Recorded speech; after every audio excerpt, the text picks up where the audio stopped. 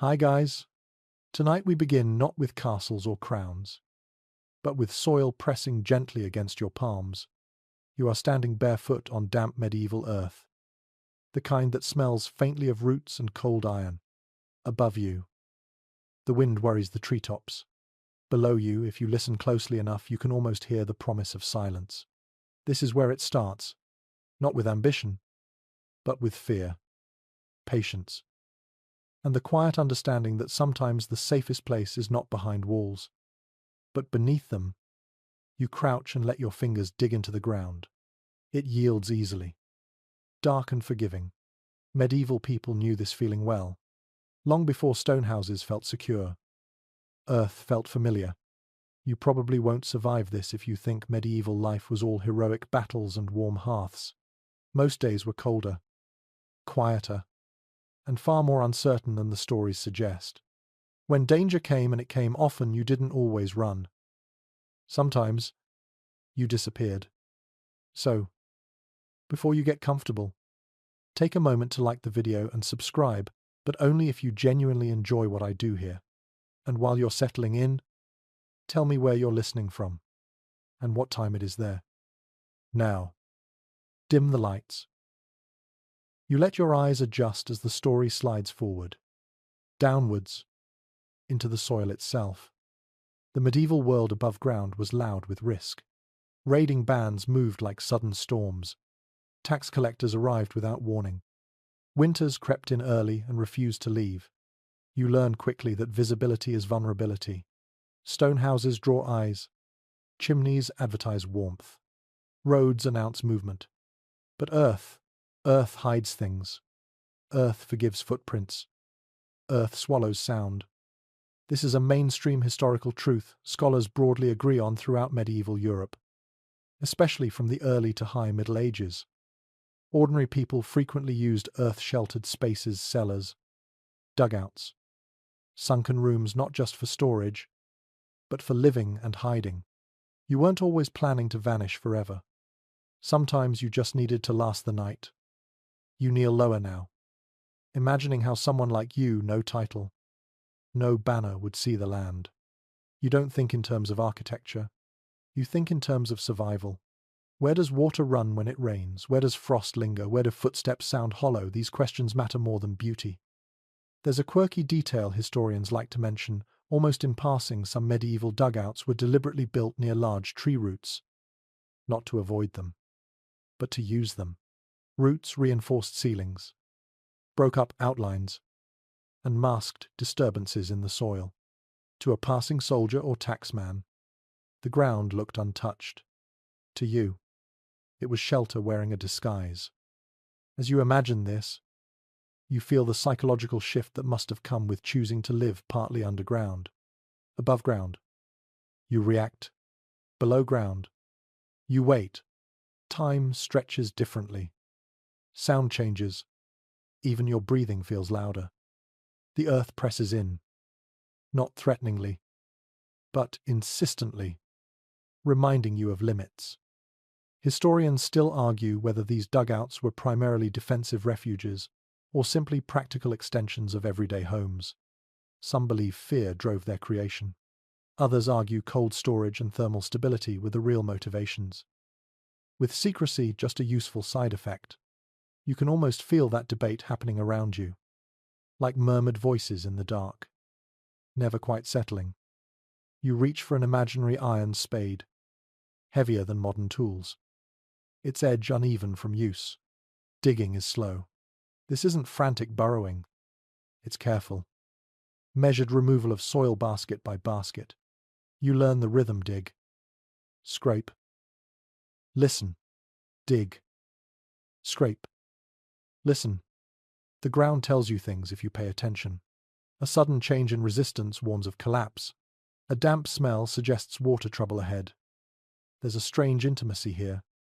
The soil stains your hands, works into the lines of your skin. Medieval people lived with dirt constantly on floors, on clothes, under nails. Cleanliness was not absence of soil, but familiarity with it.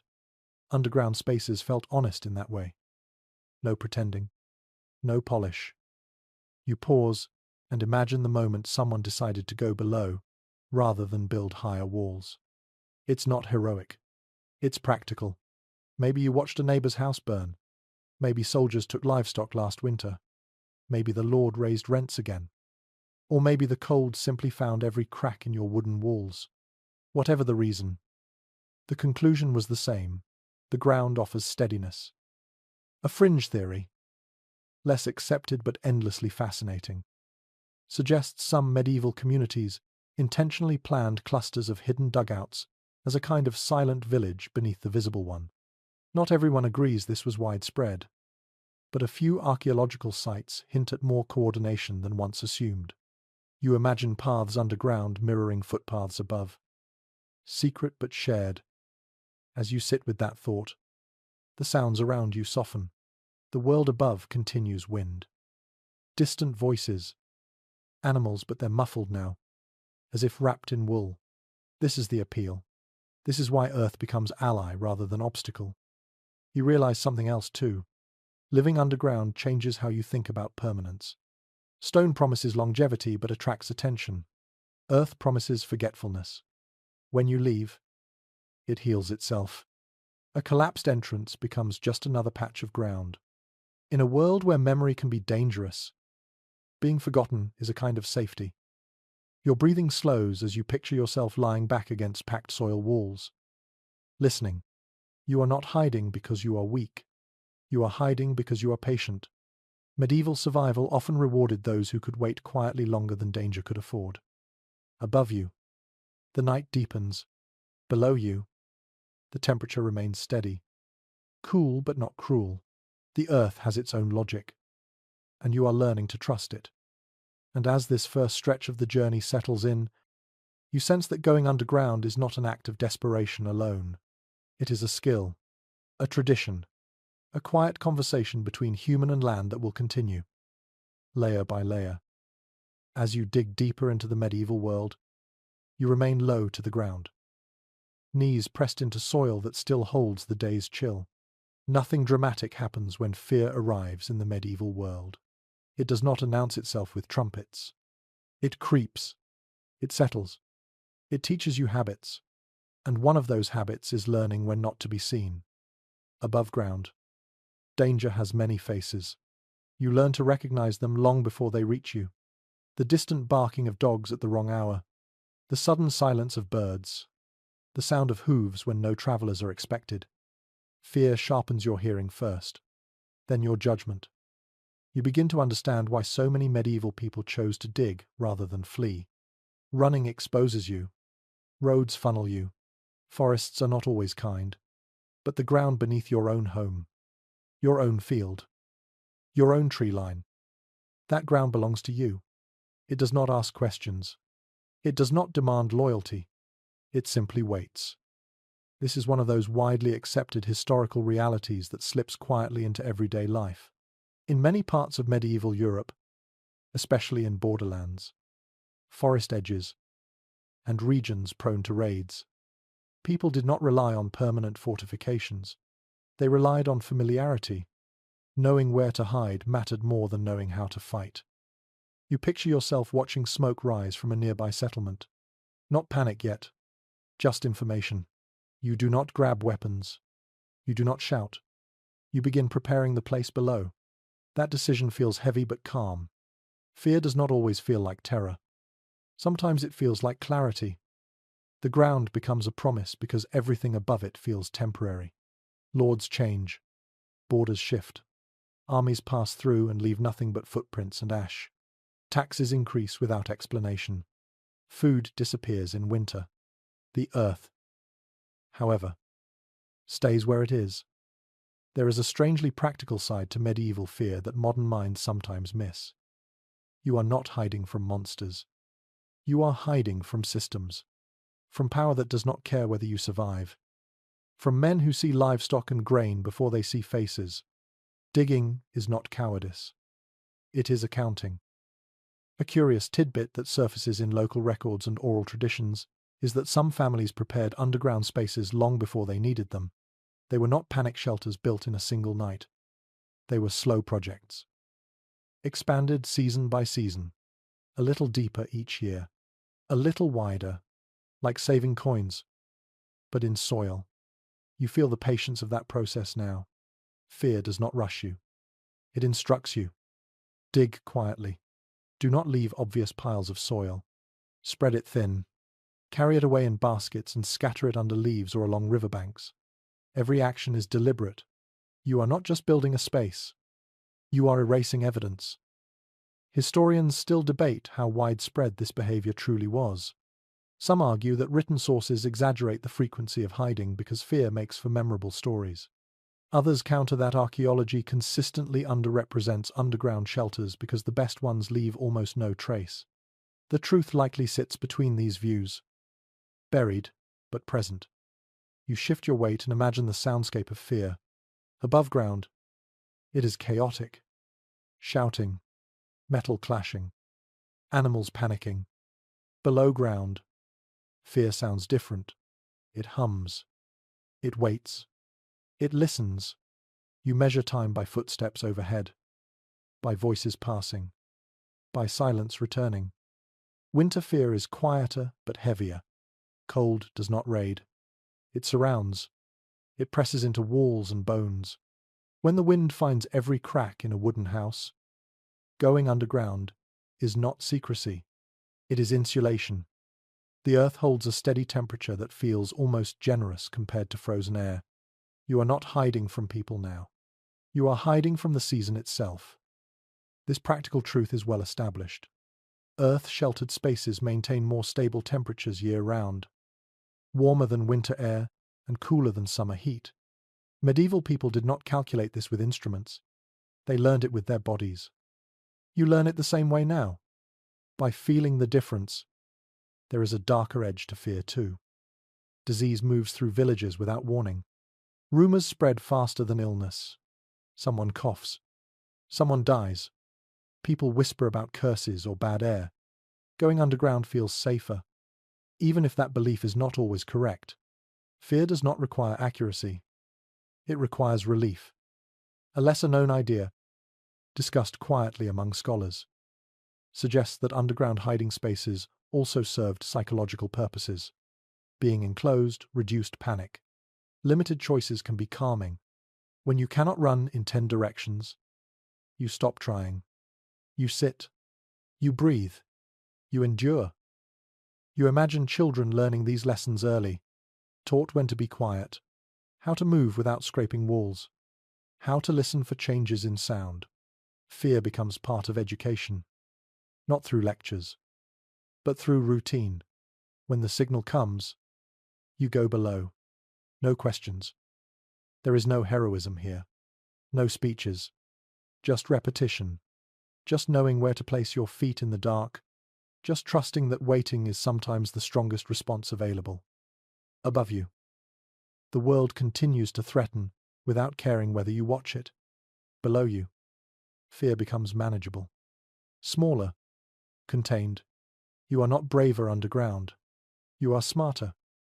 As the soil cools your palms and the imagined space around you grows clearer, you realize something essential. Medieval people did not build dugouts because they loved darkness. They built them because fear taught them where survival actually lived. And that lesson, once learned, is not easily forgotten. You move slowly now, not because the ground resists you, but because choosing the right place matters more than speed. A medieval dugout lives or dies by its location. You feel this instinctively as you walk the edge of a forest.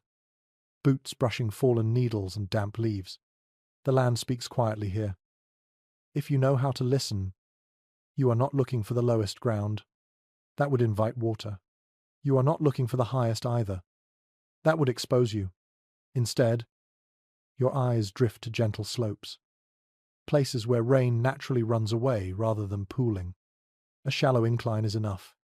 It lets gravity do the work later, carrying moisture downhill while your shelter stays dry. This understanding shows up again and again in surviving evidence. Sunken medieval dwellings and hidden dugouts often appear just off ridgelines or tucked into hillsides, rather than directly beneath flat fields. People learned, through long experience, that water is a more patient enemy than soldiers. It never tires. It never leaves. You pause near a stand of old trees. Their roots snake across the surface like frozen veins. This is not a problem. It is an opportunity. Thick roots break up soil patterns and make disturbed earth harder to detect. They also stabilize ceilings when left intact. You imagine digging around them carefully, treating them not as obstacles but as allies. An overlooked detail found at several sites suggests that builders sometimes selected locations where fallen leaves naturally accumulated. Leaf litter disguised subtle changes in ground texture and softened footprints. When danger passed through, the earth above your shelter would look no different from the forest floor around it. You crouch and press your palm flat against the soil. It feels firm but workable. Sandy ground collapses too easily. Heavy clay holds water. Loam, dark and crumbly, is ideal. Medieval people did not name soil types the way modern science does, but they knew them by feel.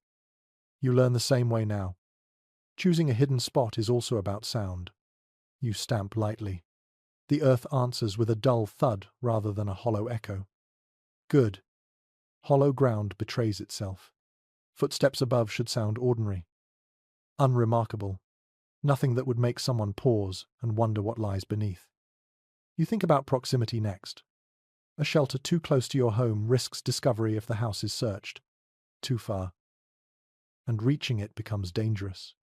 Many hidden dugouts sat just beyond daily activity zones, near woodpiles, hedgerows, or animal pens, places where movement was expected and therefore ignored. This pattern appears consistently in rural medieval landscapes. Hidden spaces were rarely isolated. They blended into working environments. A person walking to fetch firewood would not look suspicious. A farmer checking a fence would not draw attention. Everyday tasks became camouflage. There is still disagreement over how intentional this blending truly was. Some researchers believe people consciously designed shelters to merge with routine paths. Others argue it was simply convenience that placed dugouts near work areas. Both explanations fit the evidence, and neither excludes the other. You sense how blurred intention and habit can become when survival is at stake. You notice how light filters through branches overhead. Dappled, uneven, shifting. This matters too. Direct sunlight dries soil quickly and reveals disturbances. Shade keeps moisture stable and shadows forgiving. A shelter entrance, hidden beneath a bush or fallen log, benefits from darkness even during the day. A curious practice mentioned in a handful of regional accounts suggests that some builders delayed finishing entrances until the last moment. The space below existed, ready, but the surface above remained untouched until danger approached. Only then would the final covering be placed. Once sealed, it vanished back into the landscape. You imagine how that would feel? Knowing the refuge is there, invisible, waiting. The land itself becomes part of your plan. You are no longer separate from it. You are borrowing space temporarily, trusting that it will keep your secret. Smell enters your thinking next. Smoke, waste, food, bodies. Odors rise. A poorly placed dugout betrays itself through scent long before sight. Locations downwind of common paths reduce risk. Earth absorbs some smells, but not all. Medieval people paid attention to prevailing winds without naming them as such. You feel the breeze now, light but steady, and file that information away. The forest edge offers another advantage. Noise travels unpredictably among trees. Footsteps scatter, voices fragment. Even if someone passes close by, sound does not carry cleanly. You imagine lying still below while conversations blur into meaningless murmurs above. Not all dugouts were rural. In towns, hidden cellars appeared beneath workshops, taverns, and even churches. In those cases, the chosen spot relied less on landscape and more on human traffic. Noise and movement masked everything. What mattered was access and discretion. The record is less clear here. Urban secrecy leaves fewer traces. Some scholars believe many such spaces went entirely undocumented, either because they were destroyed or because no one ever admitted they existed. You can feel how secrecy protects itself by erasing its own story. You step back and take in the imagined site as a whole. Slope, trees, soil, sound, smell, habit. Every factor layers together. No single choice guarantees safety, but together they create obscurity. And obscurity, more than strength, is what you are after. You realize something subtle. Choosing the right place is not only about hiding from others. It is also about living with yourself underground. Claustrophobia, dampness, darkness. A bad location makes every hour heavier. A good one allows waiting without panic. You picture yourself returning to this spot again and again, checking it, maintaining it, trusting it. It becomes familiar, comforting. Even, not because it is pleasant, but because it is predictable. Predictability is a rare luxury in the medieval world. As you settle on this place, you feel the quiet satisfaction that comes from a decision made carefully. The ground accepts you. The trees stand indifferent but useful. The slope promises dryness. Nothing marks the spot. Nothing gives it away. And as you kneel there, ready to begin shaping the space below, you understand that secrecy starts long before digging. It begins with choosing ground that already knows how to keep a secret. You return to the chosen place carrying very little, because medieval digging is not about abundance. It is about persistence. The tools in your hands are simple, worn smooth by years of use. An iron spade with a slightly uneven edge, a wooden shovel reinforced with bands of metal, a wicker basket that creaks softly when filled. None of these look impressive, but each one knows its job. You kneel and press the spade into the earth for the first cut. The sound is dull and restrained. Nothing like stone striking stone. That matters. Sharp noises travel. Earth absorbs sound the way cloth absorbs breath. This is one reason people trusted digging more than building. You can work quietly, slowly, without announcing yourself to the world. There is firm evidence that iron tools became increasingly common in rural medieval life. Even among peasants, hoes, spades, mattocks, and simple picks were not luxuries. They were necessities for farming. You already own them. Using them to dig a shelter is not a special project. It is an extension of daily labor. You lift soil carefully, not in great scoops, but in manageable amounts. Each basket is carried away, scattered thinly among leaves, dumped into streams, or spread across fields where disturbed soil will not raise suspicion. Digging underground teaches you to think backwards. The whole is only half the work. The disappearance of what you remove is just as important. Your hands blister. Your back tightens. Medieval labor leaves no room for romantic ideas about craftsmanship. This is not artistry. It is endurance. You stop often, listening, feeling for vibrations, checking the smell of the air. Fresh earth has a clean scent. Wet earth warns you of trouble. You begin shaping walls with intention. Straight edges collapse more easily. Rounded corners hold. You carve gentle curves, letting pressure distribute naturally. This understanding appears repeatedly in underground structures across medieval Europe. Builders without formal engineering knowledge still arrived at stable forms through experience and failure. One detail that often surprises people is how much wood went into underground shelters. You might imagine bare dirt walls, but that was rarely the goal. Wooden posts, planks, and woven branches reinforce ceilings and lined sides. You select timber carefully, oak if available, hazel or willow for flexibility, fresh wood bends, old wood snaps. You wedge support posts into place, testing each one with your weight before trusting it. The ceiling is the greatest danger. Collapse does not warn. It simply happens. You work from the top down, never undermining yourself. Dig. Support. Dig. Support. The rhythm becomes meditative. There is an unusual practice noted at a few sites where builders intentionally left tool marks visible inside the dugout. Not because they were careless, but because smooth walls trapped moisture. Rough surfaces allowed condensation to drip and run rather than pool. Survival often hides in details like this. Details you would never notice until they save your life. You pause to rest, leaning against the cool wall. The temperature is already different down here. Not warm, not cold, just steady. Your breath no longer fogs the air. This consistency is one of the great advantages of earth sheltering. You feel it before you understand it. Some experts believe medieval people actively planned their digging around seasonal rhythms. Excavation was often done in late summer or early autumn, when soil was dry and stable. Winter digging risked frozen ground, and spring rains risked collapse. Timing mattered as much as technique. You imagine digging by lamplight. The flame shielded, its glow swallowed by earth. Light is precious here. Too much smoke gives you away. Too little light risks injury. Balance becomes instinct. You learn how far to raise the lamp, how to angle it, how to read shadows on uneven walls. You scrape the floor level, then slope it slightly toward a shallow trench. Water will find its way down here eventually. It always does. You guide it before it can surprise you.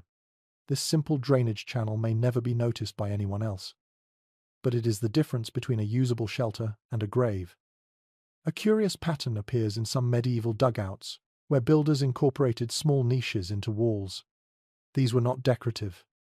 They held lamps, tools, food, or religious objects. Tucking items into walls kept floors clear and movement quiet. Every inch mattered when space was limited.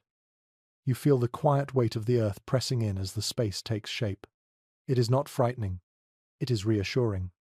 Above you, the world is unpredictable. Down here, every inch exists because you placed it there. Control is rare in medieval life. Underground, you reclaim a little of it. There is ongoing disagreement about how long it took to dig such shelters. Some estimates suggest weeks of intermittent work. Others argue months, spread across seasons. Both possibilities feel true. You dig when you can. You stop when you must. There is no deadline except survival. You wipe sweat from your brow, careful not to drip onto the floor where it might soften the soil. Small habits form quickly. You learn to move deliberately, to avoid sudden shifts, to respect the space you are creating. This shelter is not passive. It demands cooperation. You test the ceiling again, pressing upward gently. It holds. The posts do their work. The soil settles. Nothing moves. This moment of stillness feels earned. You sit quietly and listen. The earth hums faintly, a sound you would never hear above ground. As the space reaches a usable size, you feel a shift. What began as digging now feels like inhabiting. The shelter is no longer an idea. It is a place shaped by effort, restraint, and knowledge passed down without writing. You understand now why these shelters rarely followed identical designs. Each one responded to its ground, its tools, its builder. There were no plans. Only principles: stability, silence, concealment. You rest your hand against the wall and feel the cool firmness beneath your palm. This earth will remember your touch long after you leave.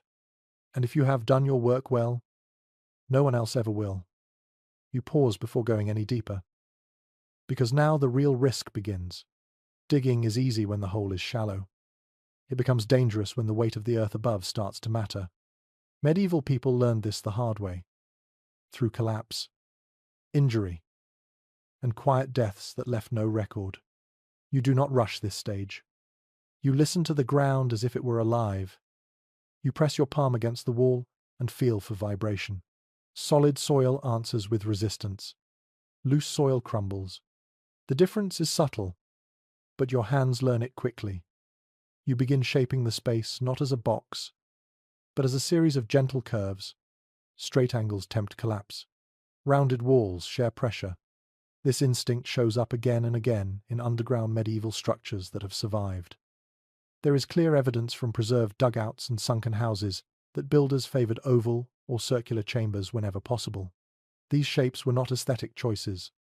They were practical solutions discovered through repetition. When the ceiling presses evenly, the earth holds itself together. You widen the space slowly, never digging more than you can support in the same session. Each scoop of soil is followed by placement of timber. Wooden posts rise like quiet sentinels. Spaced carefully, too far apart and the ceiling sags. Too close and you waste precious material. You test each post by leaning your weight into it, trusting your body more than your eyes. Wood matters here more than stone. Stone is heavy and difficult to work quietly. Wood flexes. It absorbs shock. Fresh-cut timber bends slightly under pressure rather than snapping. Medieval builders understood this intuitively. They used what forests offered, selecting trunks that were straight, strong, and young enough to give without breaking. You fit crossbeams into notches carved by hand. No nails if you can avoid them. Metal creaks. Wood settles silently. The joints are snug, held by friction and gravity. When done well, they almost disappear into the structure. An often overlooked detail is how builders layered materials. A ceiling might consist of beams, then woven branches, then packed earth above. Each layer spreads weight and dampens movement. This method appears across different regions, suggesting shared knowledge passed by observation rather than instruction. You crawl forward, working from one supported section to the next. Never open a space before preparing its skeleton. Digging ahead of support is how people died. You imagine those lessons passed quietly between neighbors. Do this first. Never do that. Listen when the soil changes. You scrape gently, feeling for moisture. Damp soil weighs more. It shifts differently. When you find it, you adjust your plan. Maybe the ceiling lowers slightly. Maybe you add another post. Flexibility keeps you alive underground. There is a strange calm that settles over you as you work. Above ground, labor is loud and exposed. Below ground, it becomes intimate. Every movement matters. Every sound feels amplified, even when it is not. You breathe more slowly without realizing it. Some researchers suggest that medieval people deliberately kept underground ceilings low, not just to save effort, but to reduce risk. Less height means less weight, less air to heat, less space to support. Comfort mattered less than safety. You feel that logic guiding your choices now. You carve small ledges into the walls as you go. These are not shelves yet. They are anchors for future supports. Planning ahead keeps you from reopening finished sections later. Once a wall is stable, you disturb it as little as possible. There is a curious observation from a handful of excavated sites where collapsed dugouts appear to have been intentionally abandoned rather than repaired. This suggests builders knew when to stop. Sometimes the ground was simply not worth arguing with. Knowing when to give up was as important as knowing how to continue. You test the ceiling again. Tap gently with the handle of your spade. Solid earth answers with a muted sound. Hollow spaces echo faintly. You learn to recognize the difference. That echo is a warning. You reinforce before moving on. Time becomes difficult to track. Without sun or shadow, you rely on your body. Hunger, stiffness, the smell of your lamp oil thinning. Medieval people did not wear watches. Underground, they did not need them. Work ended when it had to. You imagine the fear of collapse not as panic, but as constant awareness. It sharpens you, keeps movements deliberate, makes rest feel earned. There is no room for distraction here. A lesser-known detail from some regions suggests that builders sometimes left sacrificial supports in place. Posts meant to bear weight temporarily during digging, but later removed or allowed to decay once the earth settled. This shows a sophisticated understanding of soil behavior over time, even without formal theory. You decide where permanent supports must stay. Corners, junctions, the highest points of the ceiling, these become non-negotiable. Everything else remains flexible. You smooth the floor again, removing loose debris that could shift underfoot. A stumble underground is not harmless. You imagine carrying a child or guiding someone older through this space later. Stability must be shared. There is still disagreement among experts about how often medieval dugouts collapsed in use. Written sources rarely mention accidents. Archaeology finds some evidence of sudden abandonment. Whether collapse was rare or simply underreported remains unclear. What is certain is that fear of collapse shaped every decision you make here.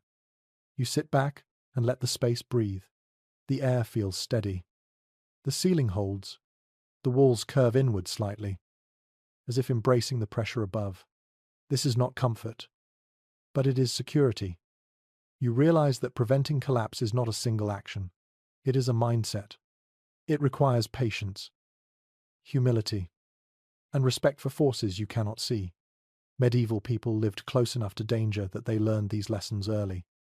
You run your hand along the wall one last time, feeling for weakness, finding none. You allow yourself a quiet moment of relief. The earth accepts your shape.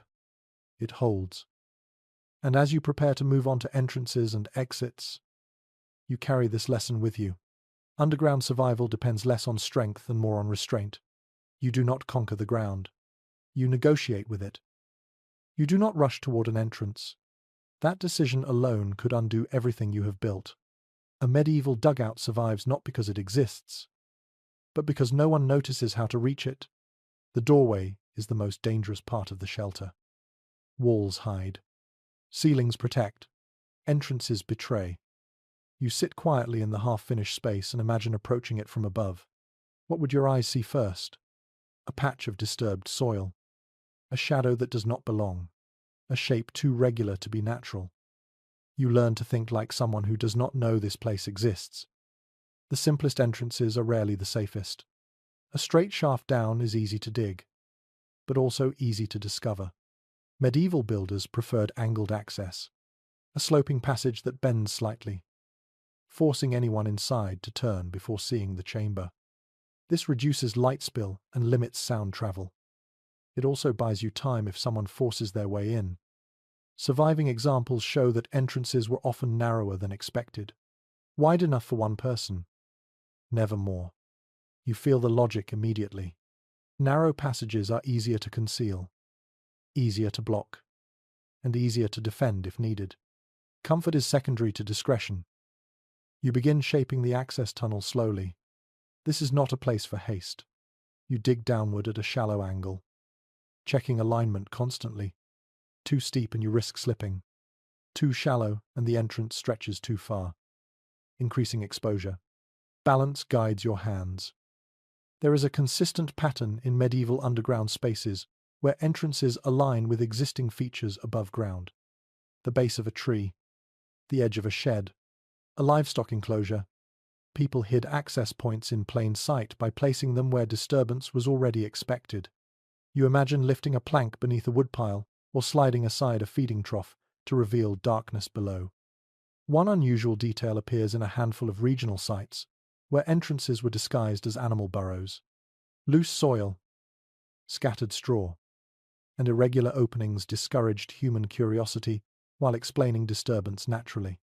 It was clever and quietly effective. You test how light behaves in the passage. Even a small opening can funnel daylight deep underground if aligned poorly. You adjust the angle until light fades quickly, swallowed by the bend. Darkness is protection here. You learn to welcome it. Doors underground are rarely hinged in the way modern doors are. Hinges creak. Metal announces movement. Medieval entrances often relied on lift-out panels, sliding stones, or layered coverings of wood, turf, and soil. You design something that can be opened quickly from inside and sealed completely from above. You consider weight next. A heavy covering discourages tampering, but it must be movable. Many builders layered materials so that no single piece was overwhelming. A wooden panel supports packed earth. Above that, leaves, straw, or brush restore the natural surface. When done well, the entrance disappears entirely. You imagine sealing the entrance and waiting. The space grows darker. Sound dulls. Your breath feels louder. This is the moment the design proves itself. If air grows stale or panic rises, something has gone wrong. Airflow must remain invisible. A hidden entrance is useless if breathing gives you away. You test small gaps, allowing air to pass without light. Medieval builders often incorporated tiny ventilation paths, disguised as root channels or cracks in stone. These were not obvious holes, but subtle continuations of natural patterns. Some scholars point out that many underground entrances appear deliberately inconvenient. Low ceilings force crawling.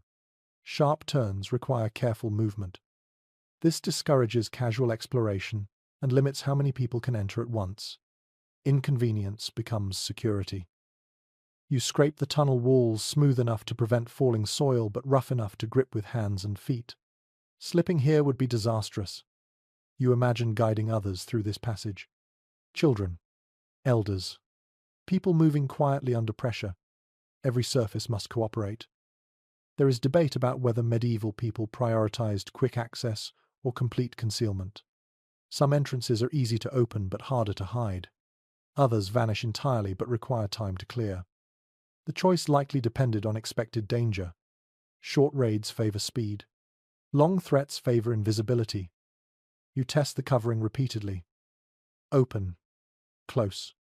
Adjust. You listen for sound. Wood settling is acceptable. Scraping or knocking is not. You pad contact points with cloth or bark. Silence is crafted, not assumed.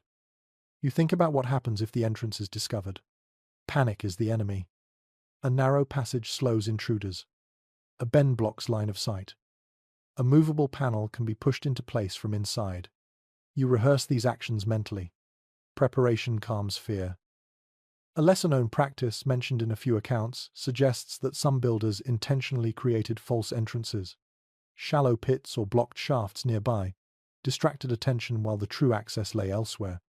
Whether common or rare, the idea reveals how deeply people thought about deception. You finish shaping the entrance and sit back inside the chamber. The space feels complete in a new way now. It is no longer just a hole. It is a place with boundaries, with rules, with a controlled connection to the world above. You imagine the first time you use it in earnest. The signal comes. Voices carry closer than they should. You move quickly but not hurried. The covering lifts. You slip inside. The panel settles. Earth returns to stillness. Inside. You listen. Footsteps pass overhead. A voice pauses, then continues. The disguise works. The entrance holds its secret. Experts continue to differ on how often underground shelters were breached once discovered. Some believe discovery almost always led to disaster. Others argue that concealment alone prevented most confrontations. What remains clear is that entrances were treated with more care than any other part of the structure. You feel a quiet pride as you run your hand along the finished tunnel wall. This was not brute labor. This was planning, observation, respect for human behavior as much as for soil and wood. The entrance is where the outside world touches your refuge. You have shaped that contact carefully, limited it, controlled it. That control changes how you feel inside the space. You settle into the chamber and let your breathing slow. The earth above presses gently. The entrance waits, hidden and obedient. You are ready now for whatever comes next. You notice the air before you think about it. It feels different down here. Not stale, not fresh, just present.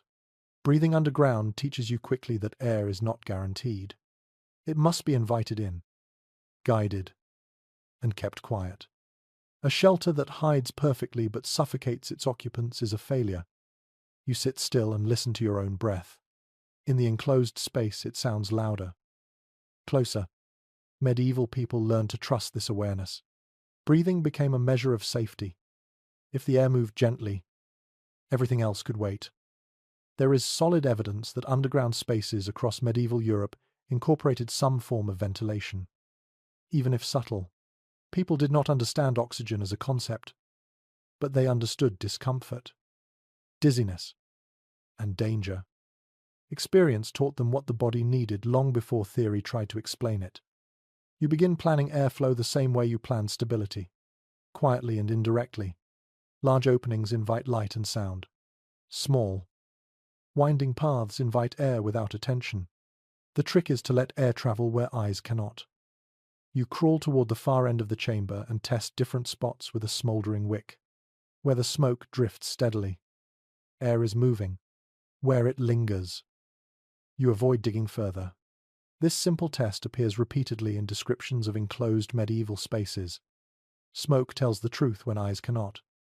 You carve a narrow channel upward, not straight to the surface, but angled and interrupted. A turn here, a narrowing there. Air moves easily through these paths. Sound does not. Light dies quickly. The channel mimics a root tunnel more than a chimney. One small but fascinating detail emerges from certain archaeological finds.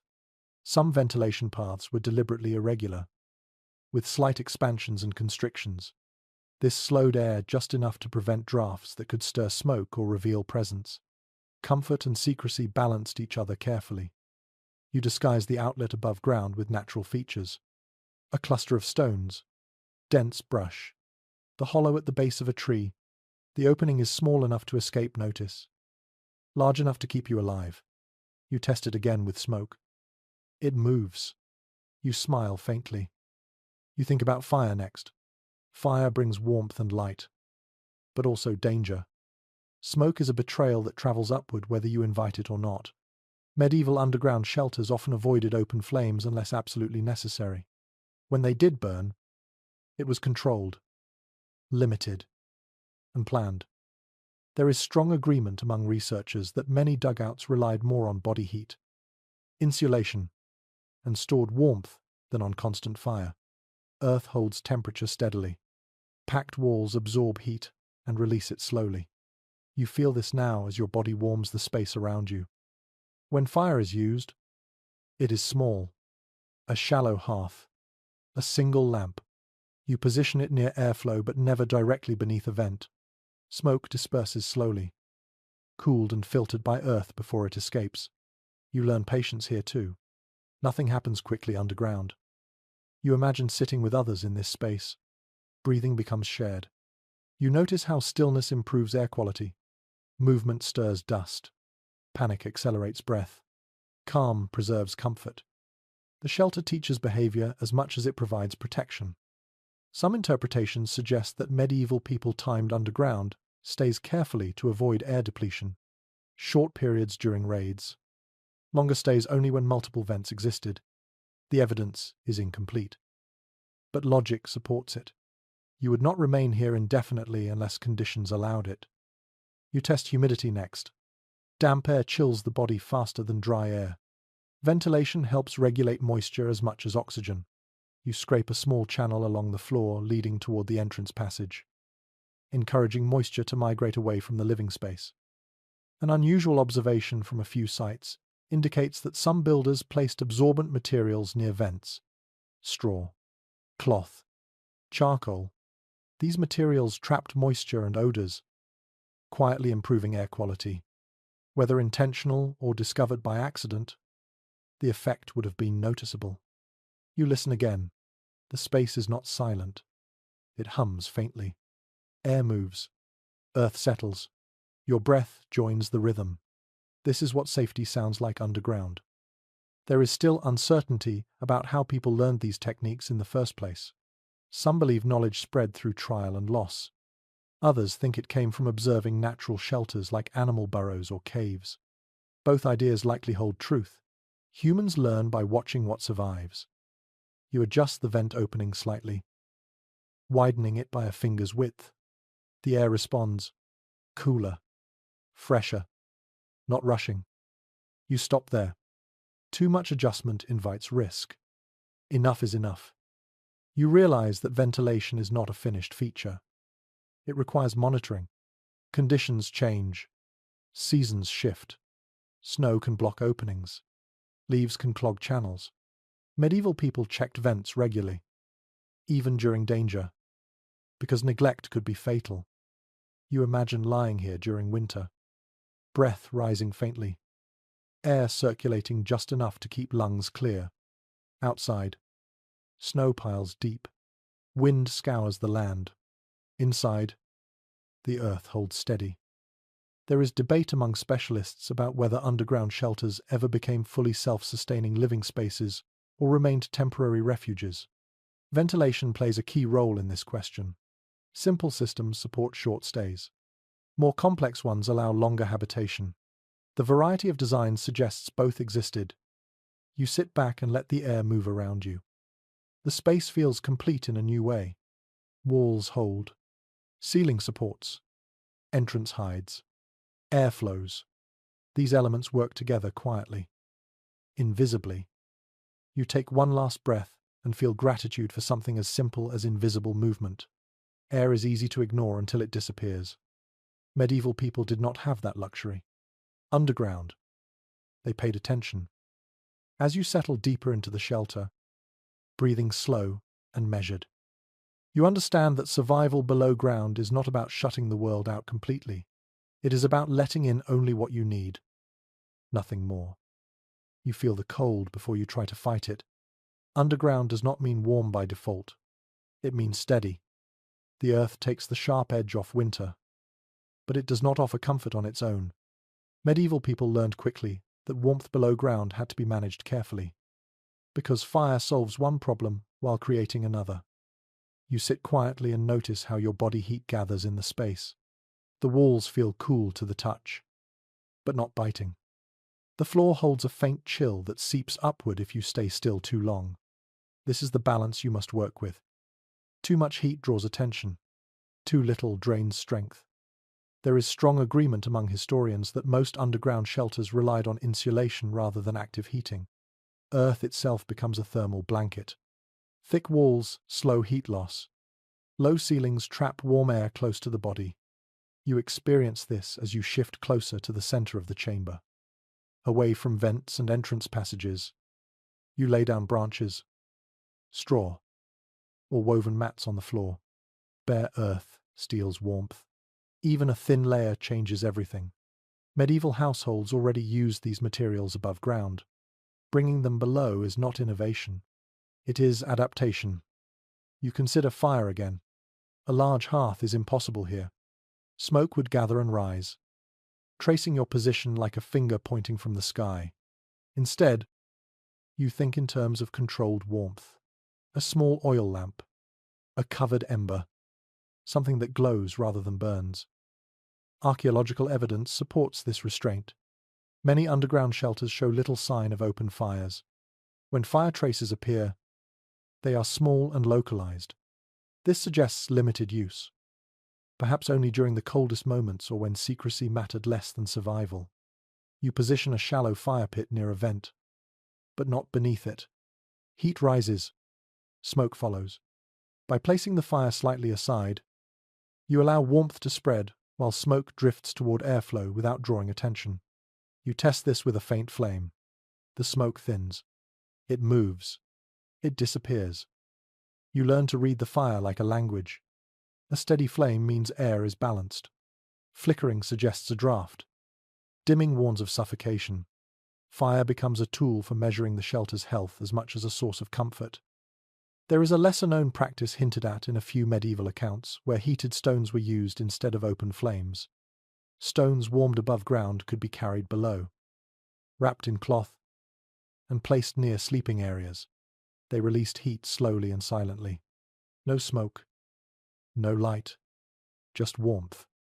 You imagine doing this at dusk, before danger fully settles. Heating stones at a common hearth above, then slipping them below as night closes in. The act feels almost ritualistic, preparation rather than reaction. You arrange sleeping areas away from entrances and vents. Cold air creeps along passages. Warmth settles deeper inside. Medieval shelters often show signs of intentional zoning. Storage near cooler edges. Resting areas near the heart of the space. You curl slightly and notice how body heat changes the chamber. Breath warms the air. Skin radiates warmth into walls that will give it back slowly. Sharing a space multiplies this effect. Families huddled underground conserved heat simply by staying close. There is ongoing debate about how many people these shelters were designed to hold. Some argue they were meant for entire households. Others believe they were emergency refuges for a few. Heating considerations support both ideas. More bodies mean more warmth, but also more air demand. Balance dictates numbers. You manage clothing next. Medieval layers were heavy, often wool or fur lined. Underground. Too many layers cause sweating. Sweat chills quickly. You adjust, removing outer garments once the space warms. This feels counterintuitive, but experience teaches you better than instinct. You keep materials close. Extra cloth. Spare straw. Warmth is something you manage constantly, not something you set and forget. You check the walls for condensation. Moisture steals heat. Ventilation must continue, even when cold tries to convince you otherwise. One unusual observation from certain excavated shelters shows soot marks far lower than expected on walls. This suggests fires were kept small and low, not built up toward ceilings. Heat was directed toward bodies, not air above. Efficiency mattered more than brightness. You sit with your back against the wall and feel the earth absorb your warmth. It does not reflect heat like stone. It stores it. This creates a gentle cycle. The longer you remain, the more comfortable the space becomes. This is why sudden movement in and out feels jarring. You imagine winter above ground, wind clawing at walls, snow forcing its way through cracks, animals freezing where they stand. Underground, the storm becomes distant. You hear it faintly, if at all. Warmth becomes something you protect quietly, like a secret. Some scholars suggest that underground heating methods influenced later, above-ground building practices. Low ceilings, central hearths, thick walls. Whether direct or coincidental, the parallels are striking. People carried lessons upward when they could. You learn to sleep differently here, curled, wrapped, facing away from drafts, breathing slow, fire dimmed or extinguished. Darkness deepens, but warmth remains. The shelter teaches you to trust stillness. You adjust the covering over the entrance slightly, tightening gaps against cold air. You never seal it completely. Fresh air must move, even slowly. Cold air that moves is safer than warm air that does not. There is still uncertainty about how people balanced warmth and secrecy during extended underground stays. Evidence suggests constant adjustment rather than fixed solutions. You believe it. This space feels alive in its own way. Responsive. You touch the stones near the fire pit. Warm. Not hot. Enough. You are not trying to recreate comfort. You are trying to preserve strength. Underground warmth is about endurance, not luxury. As you settle into the quiet, the cold retreats to the edges. The center holds steady. Your breathing slows. Your muscles unclench. You are warm enough to wait. And waiting, in the medieval world, is often the truest measure of survival. Darkness settles into the shelter like a second set of walls. It is not the sudden darkness of nightfall above ground, where the moon still outlines shapes and snow reflects faint light. This darkness is deeper. It absorbs detail. It removes distance. You learn quickly that underground. Sight becomes suggestion rather than certainty. You pause and let your eyes adjust. At first, everything feels gone. Then slowly, forms return. The curve of the wall, the outline of the entrance passage, the faint glow of a lamp shielded behind your hand. Medieval people lived with this transition often enough that it stopped feeling dramatic. Darkness became familiar, even useful. There is broad agreement among historians that underground shelters were intentionally kept dim. Even when light sources were available, bright light wastes fuel and draws attention. It also sharpens shadows, exaggerating movement. Soft, limited light keeps the space calm and controlled. You move carefully, memorizing the layout with your feet and hands. Underground life trains the body to navigate without relying on sight. You learn where the floor slopes, where the ceiling dips, where the wall curves inward. Memory replaces vision. You place a small lamp in a wall niche and turn it low. The flame barely flickers. The light does not fill the chamber. It creates a pool, leaving edges undefined. This is enough. You do not need to see everything. You need to see just enough. Oil lamps were common in medieval households, especially among those who could afford animal fat or vegetable oil.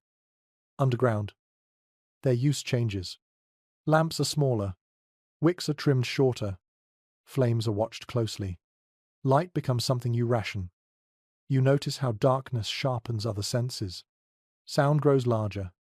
The faint drip of moisture, the soft scrape of cloth, your own breathing. Touch becomes more informative. You feel the wall before you see it. You count steps without thinking. An often overlooked detail from descriptions of underground spaces is how people oriented themselves using consistent markers. A rough patch on the wall, a support post, a hanging cloth. These landmarks replaced windows and doors. You choose one now, resting your hand there whenever you need reassurance. You imagine children learning this space, taught not to run, not to reach suddenly, not to cry out. Darkness becomes part of education, not as fear, but as expectation. You do not tell children to be brave. You teach them to be quiet. There is still disagreement about whether medieval people feared darkness more than modern audiences assume. Some argue that living without constant artificial light made darkness less threatening. Others believe fear never disappears. It only becomes familiar. Sitting here, you feel both ideas coexist. You test how light behaves again. Even a small flame throws shadows that move when you move. These shadows can confuse. You learn to keep light behind you when possible, illuminating the space ahead without revealing motion at the entrance. In some shelters, evidence suggests that people used reflective surfaces like pale stone or bone to bounce light gently, not to brighten the room, but to soften darkness. The effect would be subtle, almost unnoticeable, but it reduces strain on the eyes. You close the lamp for a moment and sit in complete darkness. At first it feels heavy. Then it settles. The space does not change. The walls remain. The air moves. Darkness does not erase reality. It simply removes distraction. You think about time. Without light, time loosens its grip. Minutes stretch. Hours blur. Medieval people underground measured time differently. By hunger, by fatigue, by the return of silence above. Darkness makes waiting easier because it removes the urge to watch. A curious observation from certain sites shows that soot patterns sometimes cluster near specific niches rather than spreading evenly. This suggests lamps were kept in fixed positions. Light stayed where it was needed. The rest of the space remained in shadow by design. You realize how darkness protects secrecy. A bright space leaks light through vents and entrances. A dim one swallows it. Even if someone passes close by, there is nothing to catch the eye. The shelter becomes invisible by doing less, not more. You lie back and let your eyes close. Darkness inside your eyelids matches darkness around you. This alignment calms the mind. There is no contrast to process. Sleep comes more easily when nothing competes for attention. You listen again for sound above. Nothing. Or perhaps something so distant it no longer matters. Darkness makes sound easier to interpret. A single footstep stands out. A voice echoes differently. You learn to distinguish threat from ordinary noise. There is ongoing discussion among scholars about whether extended darkness affected mental health in underground dwellers. Some suggest disorientation and anxiety would build. Others argue that routine and familiarity offset these effects. The truth likely depended on individual temperament and duration of stay. You adjust your position slightly, careful not to disturb the lamp. You know now how easy it is to knock something over in low light. Every movement is measured. Darkness encourages gentleness. You imagine emerging after hours or days below. Light would feel sharp. The world above would seem louder, faster. Underground darkness teaches patience by slowing perception itself. You open the lamp again just enough to check the space. Everything remains as you left it. Walls firm. Support steady. Air calm. Darkness has not changed anything. It has simply held the space quietly. You settle back and let the lamp dim once more. The shelter feels complete in this low light. Darkness is no longer absence. It is a feature, a tool, a companion. And as you rest here, breathing slow, surrounded by earth and shadow, you understand that medieval underground life was not about conquering darkness. It was about learning how to live gently inside it. Moisture announces itself quietly. You notice it first in the air, a faint coolness that clings to skin longer than it should. Underground. Water is never dramatic at first. It seeps. It creeps. It waits. Medieval people learned that ignoring it, even briefly, could undo months of careful work. You kneel and press your hand to the floor. It feels firm. Not slick. Good. Standing water is obvious and dangerous. But dampness is more subtle. It weakens walls. Rots wood. Chills. Bodies. You treat it as seriously as any human threat. You think back to the slope you chose above ground. That decision matters now. Rain follows gravity. Snowmelt seeks low points. By digging slightly into a hillside rather than flat ground, you have already reduced the amount of water that wants to find you. This is one of those quiet truths that appears again and again in surviving underground spaces. Location does half the work before tools ever touch soil. You carve shallow channels along the edges of the floor, guiding moisture toward the entrance passage rather than the center of the chamber. These channels are barely noticeable, but they give water somewhere to go.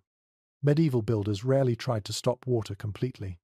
They redirected it instead. Evidence from excavated dugouts shows these drainage grooves in places that make little sense unless you imagine water moving through them. They curve gently, never cutting sharply across the space. Water, like earth, prefers cooperation to resistance. You pay close attention to the base of the walls. This is where moisture gathers first. You pack soil firmly, smoothing it without polishing.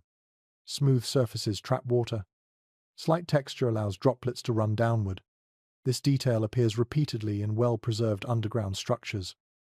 You notice condensation forming near the ceiling where warm air meets cool earth. Tiny beads gather and fall. You adjust ventilation slightly, allowing just enough airflow to reduce humidity without chilling the space. Moisture control is not a single action. It is constant awareness.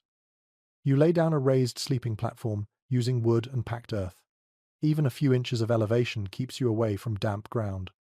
Medieval people understood this instinctively. You do not sleep where water wants to be. Straw and woven mats absorb moisture quickly, so you change them often. Old straw goes outside when it is safe, scattered where it blends into the environment. Fresh material replaces it. Clean does not mean spotless. It means functional. There is a small but revealing detail found in some underground shelters where stone or tile fragments line specific areas of the floor. These materials resist moisture better than bare earth. They are not decorative. They mark places where dryness mattered most. You test the space after rain, listening, smelling. Dampness has a scent. Earthy. Heavy. You learn to recognize it before you see it. Medieval survival depended on senses trained through repetition, not instruction. You think about water above ground. Streams swell. Paths turn to mud. Inside the shelter, conditions change slowly. This delay is both advantage and danger. Problems do not arrive suddenly, but they also do not leave quickly. You monitor rather than react. There is disagreement about how often medieval people stayed underground during prolonged wet seasons. Some researchers believe dugouts were avoided during heavy rains due to collapse risk. Others point to drainage features that suggest long-term use even in wet conditions. The evidence supports caution rather than certainty. You check wooden supports for signs of rot. Damp wood darkens, softens. You catch it early. Replace pieces when possible. Wood underground requires attention. Ignoring it invites quiet failure. You create a small sump near the entrance where water can collect harmlessly. From there, it drains out or evaporates slowly. This simple feature appears in multiple excavated shelters, though it is easy to miss unless you are looking for it. You notice how managing water changes behavior. Movements become deliberate. Items stay off the floor. Storage shifts upward. Moisture teaches organization through necessity. An unusual observation from certain sites suggests that builders sometimes lined walls with bark or hides during the wettest months. These materials shed water and protect earth surfaces temporarily. They were not permanent, but they bought time. You listen again to the shelter. Water makes sound when it moves. A drip, a trickle. Silence is ideal, but a predictable sound is manageable. Sudden new noises demand attention. You train yourself to notice change. You adjust the entrance covering after rain, ensuring water sheds away rather than pooling above. Even small depressions collect moisture. You smooth them out when conditions allow. Maintenance is quiet. Ongoing work. There is a broader lesson here. Medieval underground shelters were not static constructions. They were living spaces that required care. People who treated them as finished objects suffered. Those who treated them as systems adapted. You think about winter. Frozen ground traps moisture until thaw releases it suddenly. Drainage channels become critical then. You clear them ahead of time, anticipating what the season will bring. Some scholars argue that fear of dampness limited underground stays more than fear of discovery.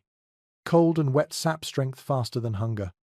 Sitting here, feeling the dry earth beneath you. That idea feels reasonable. You move your hand along the wall again. Cool. Firm. Dry enough. The shelter holds. Water has been guided away. Not defeated, but managed. You settle back and breathe. The air feels lighter. The floor feels solid. Moisture has not claimed this space today. And as you wait, listening to the distant world above, shift and soak and freeze, you understand something essential. Medieval underground survival depended not on keeping water out forever, but on learning how to live with its constant presence. Hunger is quieter underground, but it is no less real. You feel it not as urgency, but as calculation. How long can you stay? What can you eat without fire? What must be protected from damp, rot, and animals? Food storage below ground is not about abundance. It is about preservation and restraint. You begin by choosing where food belongs. Not near the entrance, where temperature shifts are strongest. Not near vents, where moisture and air move more freely. The center of the shelter offers the most stable conditions. Medieval people understood this without charts or measurements. They learned by losing food the wrong way. There is clear evidence from excavated underground spaces that storage pits and niches were carefully placed. Grain bins appear tucked into walls. Root vegetables rest in shallow hollows. Containers sit elevated on wooden platforms. Each choice reflects an understanding of how air, cold, and damp behave below ground. You run your fingers over a clay pot lid and feel its weight. Clay matters here. It breathes just enough. It resists rodents better than woven sacks. It does not rot like wood. Medieval households used ceramic vessels constantly, and underground they became even more important. You pack grain carefully, not loose, not crushed. Each kernel matters. Grain stored underground stays cooler and more stable than above ground, slowing spoilage and discouraging pests. This practice appears across regions and centuries. It is one of the strongest reasons people trusted earth sheltering even when danger was not immediate. You add dried legumes next. Beans, peas, lentils. These store well and cook quickly when fire is possible. When it is not, they can still be soaked and eaten with patience. Underground living favors foods that forgive delay. Roots follow. Turnips, carrots, beets, wrapped in straw or packed into damp sand. They last far longer below ground than above. You keep them separate from grain. Moisture that preserves roots destroys seed. Separation is survival. There is a small but telling detail found in several medieval storage pits where herbs are scattered among food stores. Sage, rosemary, garlic. These were not only flavor, they discouraged insects and masked scent. Food storage underground was as much about smell as about spoilage. You think about meat. Fresh meat is dangerous here. It demands fire and creates waste. Preserved meat is different. Salted pork, smoked fish, dried strips of beef. These foods appear occasionally in underground contexts, usually stored high and wrapped tightly. You treat them with care. One mistake invites rot that spreads. You keep food in small quantities rather than large piles. If something spoils, you lose less. Medieval people understood risk management intuitively. Scarcity teaches caution. You test containers regularly, touching, smelling, listening. A hollow sound means grain has settled. A sour scent means trouble. You learn to act early. Remove compromised food before it poisons the rest. There is disagreement among historians about whether underground shelters were stocked in advance or supplied gradually during use. Some evidence suggests long-term preparation. Other signs point to hurried packing during danger. You imagine both scenarios and realize they require the same skills. Knowing what lasts matters more than timing. You notice how the cold slows everything. Mold grows more slowly. Insects move less. Time stretches. Underground storage buys days and weeks that would be lost above ground. This advantage alone explains why people invested so much effort below the surface. You manage waste carefully. Peels, bones, scraps. These attract animals and create smell. You store them sealed until disposal is safe. Medieval people often carried waste out under cover of darkness or buried it far from entrances. Cleanliness underground is not about comfort. It is about invisibility. You hear a faint scratch at the wall one night. A mouse. Perhaps. You respond immediately. Traps. Raised storage. Smooth surfaces rodents cannot climb easily. Evidence from excavations shows gnaw marks on containers where precautions failed. Those marks tell stories of hunger on both sides of the wall. You keep water separate from food. Clay jugs sealed tightly. Elevated. Away from damp zones. Water spills ruin more than thirst. They destroy stores and invite rot. You check lids constantly. A lesser-known observation from certain regions shows that people sometimes fermented food underground. Vegetables packed in brine. Grains turned into sour mash. Fermentation thrives in cool, stable environments. It preserves nutrition and adds variety when options are few. You imagine the rhythm of eating here. Smaller meals, slower chewing, less waste. Underground life teaches moderation. You eat to sustain, not to fill. You plan for lightless preparation, cutting roots by feel, measuring grain by hand. You do not rely on sight alone. Darkness shapes habits. Some scholars suggest that underground food storage influenced later cellar designs in medieval houses. Thick walls, cool temperatures, separate zones for different foods, whether borrowed or rediscovered. The principles align. You rest your hand on a container and feel reassurance. Food means time. Time means safety. The shelter is no longer just a place to hide.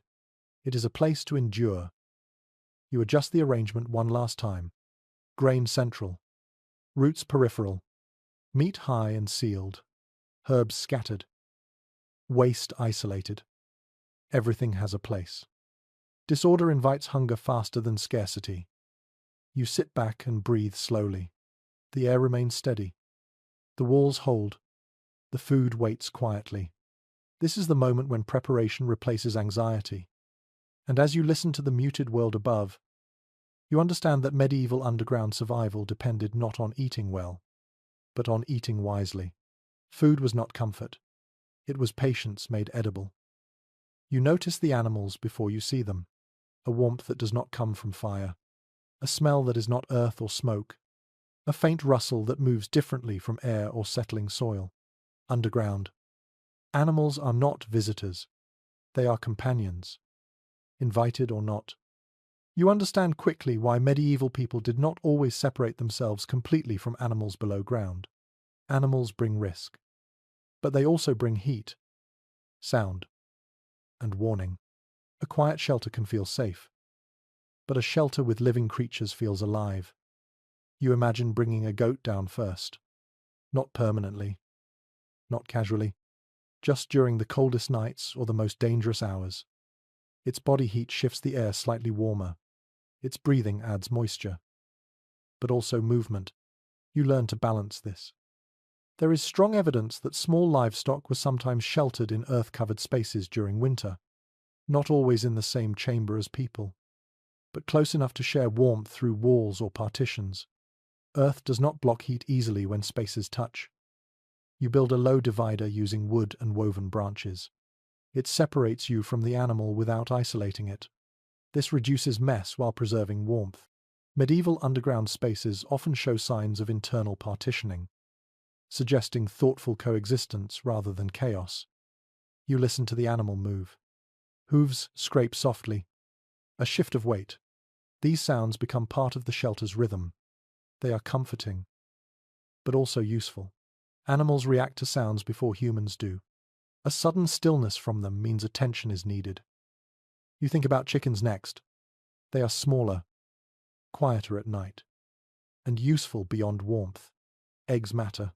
Feathers matter. Even droppings, unpleasant as they are, can be managed. You place them in a raised enclosure near a vent, where smell disperses more easily. Some excavated shelters contain traces of straw packed thickly in corners that show no signs of sleeping humans. This suggests animals rested there. Straw insulates bodies and absorbs waste. You replace it often. Knowing neglect breeds sickness. You manage smell carefully. Animals smell stronger underground. You scatter ash and dried herbs to absorb and mask odor. This practice appears repeatedly in medieval waste management. Above and below ground, smell is as revealing as sound. You keep animals calm. Panic spreads quickly in enclosed spaces. Sudden noise draws attention and creates danger. You learn to move slowly around them, to touch them gently, to speak softly if you must speak at all. You notice how animals adapt to darkness faster than you do. Their movements become confident. They learn the boundaries by touch and memory. Watching them teaches you how to navigate better yourself. There is disagreement about how often animals were kept fully underground for extended periods. Some researchers believe this was rare due to hygiene risks. Others point to evidence of repeated use, especially during extreme winters. The truth likely varied by region, season, and necessity. You think about rodents now. Mice and rats do not need invitations. They follow food. You respond with vigilance rather than anger. Raised storage, smooth containers, traps placed where movement is likely. Medieval shelters often show signs of rodent activity, but also of ongoing effort to control it. You learn the difference between helpful and harmful presence. A cat, if you have one, becomes invaluable. Quiet, warm, alert. It reduces rodents and adds a steady heartbeat to the space. You imagine it curled near your feet, absorbing and offering warmth without effort. You notice how animals change your own behavior. You become more attentive, more patient. You wake more easily. Their needs anchor you to routine. Underground. Routine preserves sanity. You plan for waste. Animal waste cannot accumulate. You remove it regularly, sealing it in containers until disposal is safe. Some medieval shelters appear to have dedicated waste pits away from living areas. Not elegant, but effective. You consider disease. Close quarters increase risk. You watch for signs of illness, lethargy, coughing, changes in behavior. Animals often show sickness before humans feel it. They become early indicators. A curious detail appears in a few accounts where people used animals as timing tools. When animals grew restless at dawn, it signaled safe moments to emerge. Their internal rhythms remained aligned with the outside world even underground. You feel the shelter change with their presence. Warmer, louder, messier, but also less lonely. Medieval life valued community, even in hiding. Complete isolation was rare and often damaging. You adjust the ventilation slightly, compensating for additional breath. Airflow increases just enough to keep the space fresh. You check it often. Animals cannot tell you when air grows thin. You must notice first. You lie back and listen to the layered sounds. You're breathing. The animal's breathing. The earth settling. This chorus becomes familiar. It signals normalcy. Some scholars suggest that living with animals underground influenced medieval attitudes towards space and cleanliness. The line between human and animal living areas was more flexible than modern expectations. Underground shelters highlight this intimacy. You imagine a long night passing. Outside, danger moves. Inside, life continues. An animal shifts. You shift. Heat circulates. Time stretches. You realize that animals underground are not simply tools. They are participants. Their survival is tied to yours. Caring for them gives structure to waiting. You adjust straw bedding once more, keeping it dry. You stroke a warm flank. The animal responds with calm acceptance. This exchange feels ancient and familiar. As you settle back into the dim light, you understand that medieval underground shelters were not silent tombs. They were shared spaces, human and animal breath mixing quietly in the dark. And as the hours pass, you learn that survival below ground is not just about hiding. It is about sustaining life in all its forms, patiently and together. You learn silence by listening to it fail. Underground, quiet is not the absence of sound. It is control. You sit still and notice how even the smallest movement changes the air. Fabric brushes skin. A knee shifts against packed earth. A breath deepens at the wrong moment. Each sound feels louder than it truly is, magnified by your own attention. Above you, the world moves on without knowing you are here. That is the goal. Medieval people did not expect perfect invisibility. They aimed for ordinary. Ordinary sounds do not invite curiosity. Extraordinary ones do.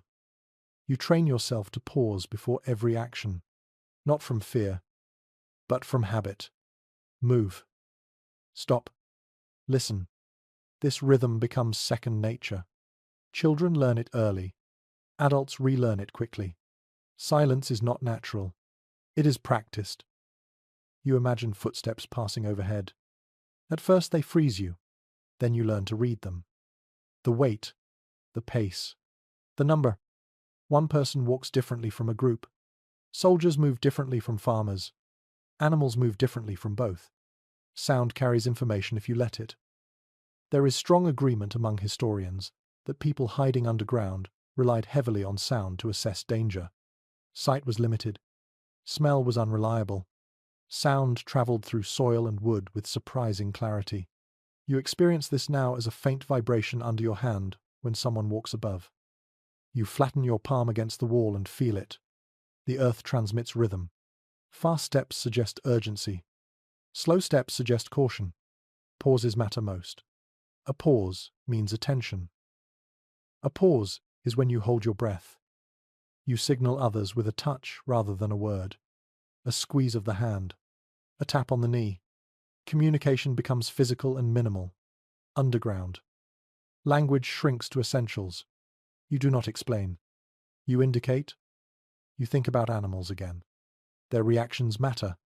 A sudden stillness from them warns you. A shift toward the wall suggests vibration. You trust them more than your own instincts at times. They do not overthink. You manage sound proactively. Loose items are tied down. Containers padded with cloth. Tools placed carefully. Nothing is left to roll or clatter. Medieval underground shelters often show signs of deliberate sound dampening. Not in materials, but in arrangement. You lower your voice to a whisper only when absolutely necessary. Often you choose not to speak at all. Silence communicates safety. Speech invites mistakes. There is a revealing detail in some medieval accounts describing people holding their breath during moments of danger. Not for long, but enough to reduce sound. Breathing quietly becomes an art. Slow inhalation through the nose. Controlled release through barely parted lips. You notice how fear changes breathing automatically. It speeds up. It grows shallow. You counter this by focusing on rhythm. In, out, counted. This calms both body and sound. You listen for more than footsteps. Metal carries a distinct tone. Armor scrapes. Weapons knock. Tools jingle. These sounds suggest different intentions. Not everyone above means harm. But you treat uncertainty the same way, with patience. There is disagreement among scholars about how often underground shelters were discovered by sound alone. Some argue that discovery usually came from informants or visible traces. Others point out that quietness was mentioned repeatedly in oral traditions as essential. The truth likely varies by circumstance. You learn to distinguish danger from passing life. A wagon rumbling by shakes the ground but moves on. A conversation drifts and fades. These moments teach restraint. You do not react to everything. You wait for patterns. Waiting is harder than hiding. Muscles ache. Thoughts race. You want to move. You resist. Medieval people developed endurance not only of body, but of stillness. Silence demands patience more than strength. You imagine children learning this lesson, taught through games at first. Hide and wait. Do not move until called. Later, the game becomes real. The rules remain. You manage coughing carefully. A cough is dangerous. You suppress it when possible. Sip water slowly. Press cloth to mouth. Medieval remedies for cough appear frequently in household advice, likely because noise was as much a concern as comfort. You notice how silence changes your perception of time. Seconds stretch. Minutes feel heavy. Without sound, there is nothing to mark progress. This can unsteady the mind. You counter it by focusing on breathing or touch. You keep hands busy quietly. Twisting cord. Smoothing straw. Simple tasks ground you. Stillness does not mean inactivity.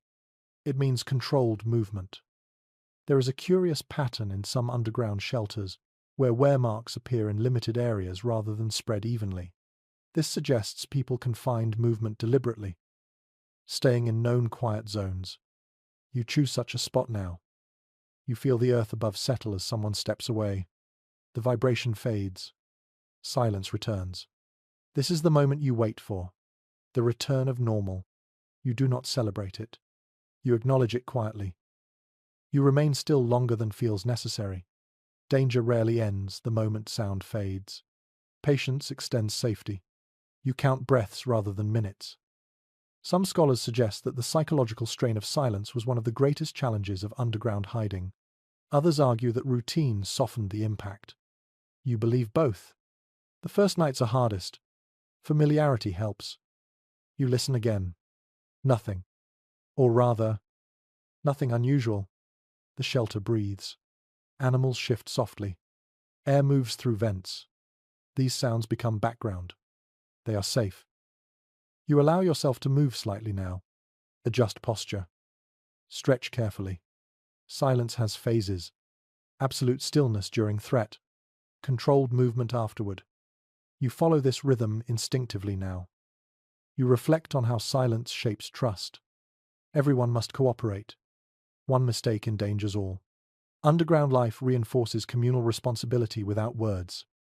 As the hours pass and danger remains above, you learn to rest inside quiet. Silence stops being an enemy. It becomes a shield you hold together. And when you finally hear the world above resume its ordinary patterns, you understand that medieval survival below ground depended not on being invisible, but on sounding uninteresting enough to be ignored. You begin to understand that hiding underground is not always about fear in the moment. Sometimes it is about preparation for something longer and heavier. War does not always arrive quickly and leave just as fast. Sometimes it settles in like winter, grinding forward day by day. When that happens, disappearing beneath the ground becomes a strategy rather than a reaction. You imagine the distant sounds of conflict drifting across the land. Not shouting, not battle cries, but the quieter signs. Fields left unworked, roads unusually empty, smoke rising where it should not. Medieval people learned to read these signs early. When they appeared together, it meant trouble was not passing through. It was coming to stay. There is firm historical evidence that underground shelters were used during sieges and prolonged military campaigns. especially in regions without strong fortifications, villages near contested borders. Trade routes or rebellious territories relied on concealment rather than defense. When armies moved through, they took what they could see. What they could not see often survived. You picture yourself retreating below ground, not for hours, but for days. The shelter changes when you think in these terms. Food storage matters more. Ventilation must be reliable. Waste management becomes critical. Every system you built earlier now proves its worth. You listen carefully to the sounds above. During war, they are different. Not random. Organized. Boots in rhythm. Voices carrying authority. Animals driven rather than wandering. These sounds tell you not only that danger exists, but that it has structure. You recognize this as one of the most dangerous times. Organized forces search more thoroughly than raiders. They know people hide.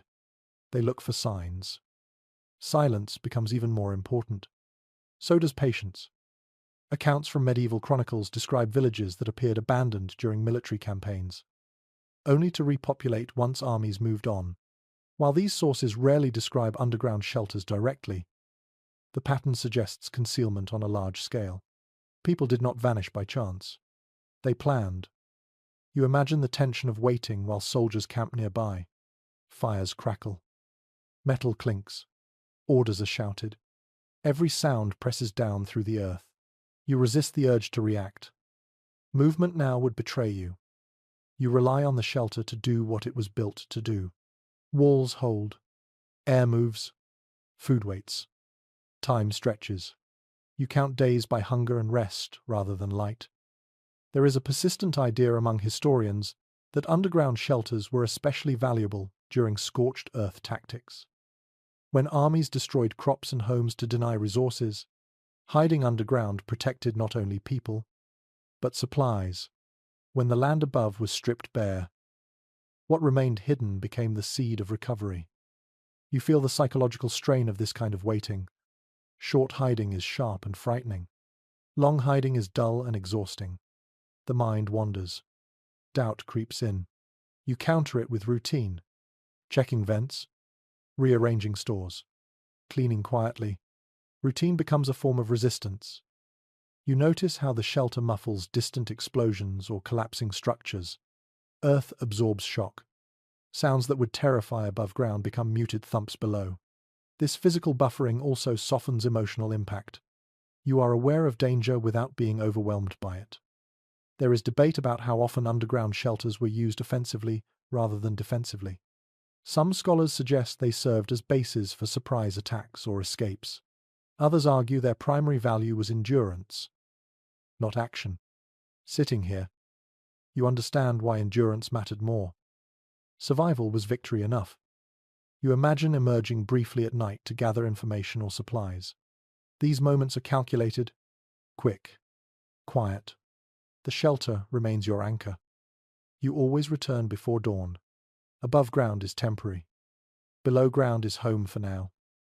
You listen for changes in sound patterns. Camps that grow quieter may signal departure. Increased movement may signal preparation. You learn to read these shifts without seeing them. Sound becomes your window to the outside world. There is a small but telling detail in some medieval narratives where people describe knowing an army had left, not by sight, but by silence. The sudden absence of noise felt unnatural at first. Only later did relief arrive. You imagine that moment now. You manage morale underground. Fear spreads quickly in enclosed spaces. You keep voices low but calm. You share food evenly. You remind yourself and others that waiting is working. Panic solves nothing. You think about children again. Long hiding tests them differently. They grow restless. They ask questions. You answer softly, honestly, without detail that fuels fear. Medieval families depended on trust and reassurance more than explanation. You monitor the shelter closely during extended stays. Moisture builds. Air shifts. You adjust as needed. War does not pause for maintenance, but neglect shortens survival. You do what you can with what you have. Some researchers argue that underground shelters influenced patterns of medieval settlement. encouraging dispersal rather than concentration. Smaller communities could hide more effectively. Larger ones drew attention, whether intentional or not. The landscape reflects this logic.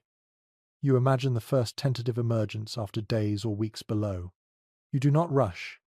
You listen. You test the air. You lift the entrance, covering only slightly. Light spills in, harsh and unfamiliar. You blink and wait. Above ground, the world looks changed. Tracks in the soil, broken fences, empty spaces where homes stood. The shelter did its job. It preserved life. Not property. That distinction matters. You understand now why underground shelters were rarely spoken of openly. Admitting their existence weakened their value. Secrecy extended beyond use. It became cultural habit. As you settle back underground one last time, waiting for full certainty before leaving, you feel the weight of history in the soil around you. Countless others waited like this, quietly, patiently, determined to outlast forces larger than themselves. And in that waiting, beneath layers of earth and time, medieval survival proved that endurance, not confrontation, was often the strongest response to war. You begin to notice something subtle as the days underground pass. Not everyone uses this hidden space the same way. The shelter itself may look similar from the outside, but the reasons people come here, and how they behave once inside, can differ quietly and profoundly. You imagine a peasant first, someone whose life above ground revolves around fields, seasons, and obligations that cannot be refused. For them, the dugout is insurance, a place to protect grain from collectors, a place to protect children from raiders, a place to protect the body when winter sharpens its teeth. Their movements underground are practical. They count food, they check walls, they plan for return, not escape. There is ample evidence that rural peasants relied on hidden spaces to preserve surplus beyond what lords expected to see. Grain concealed underground could mean the difference between hunger and survival. This practice appears indirectly in tax records that do not align with actual population survival rates. People lived on something that was not officially there. You picture a monk next, not in a grand abbey, but in a remote religious house or hermitage. For them, the underground space feels different, less about hiding from violence, more about separation. Silence already shapes their days. Darkness already carries meaning. Underground rooms become places of contemplation as much as refuge. Some monastic sites show evidence of sunken rooms used for prayer, storage, or isolation. These spaces were not secret in the same way peasant shelters were, but they shared techniques: earth insulation, low light, stillness. The underground offered withdrawal from the world without complete disappearance. You imagine how a monk moves here. Slowly, deliberately, less concerned with noise, more with ritual. The shelter holds a different emotional weight. Not fear, but discipline. Then there are outlaws, people who cannot safely remain visible, debt fugitives, bandits, rebels. Their relationship with underground spaces is the most complex. For them, hiding is not temporary. It is a way of life. You picture someone living close to the margins of the law, using the shelter as a base. They move in and out often. They prioritize entrances and exits. They keep supplies light and portable. They care less about comfort and more about speed.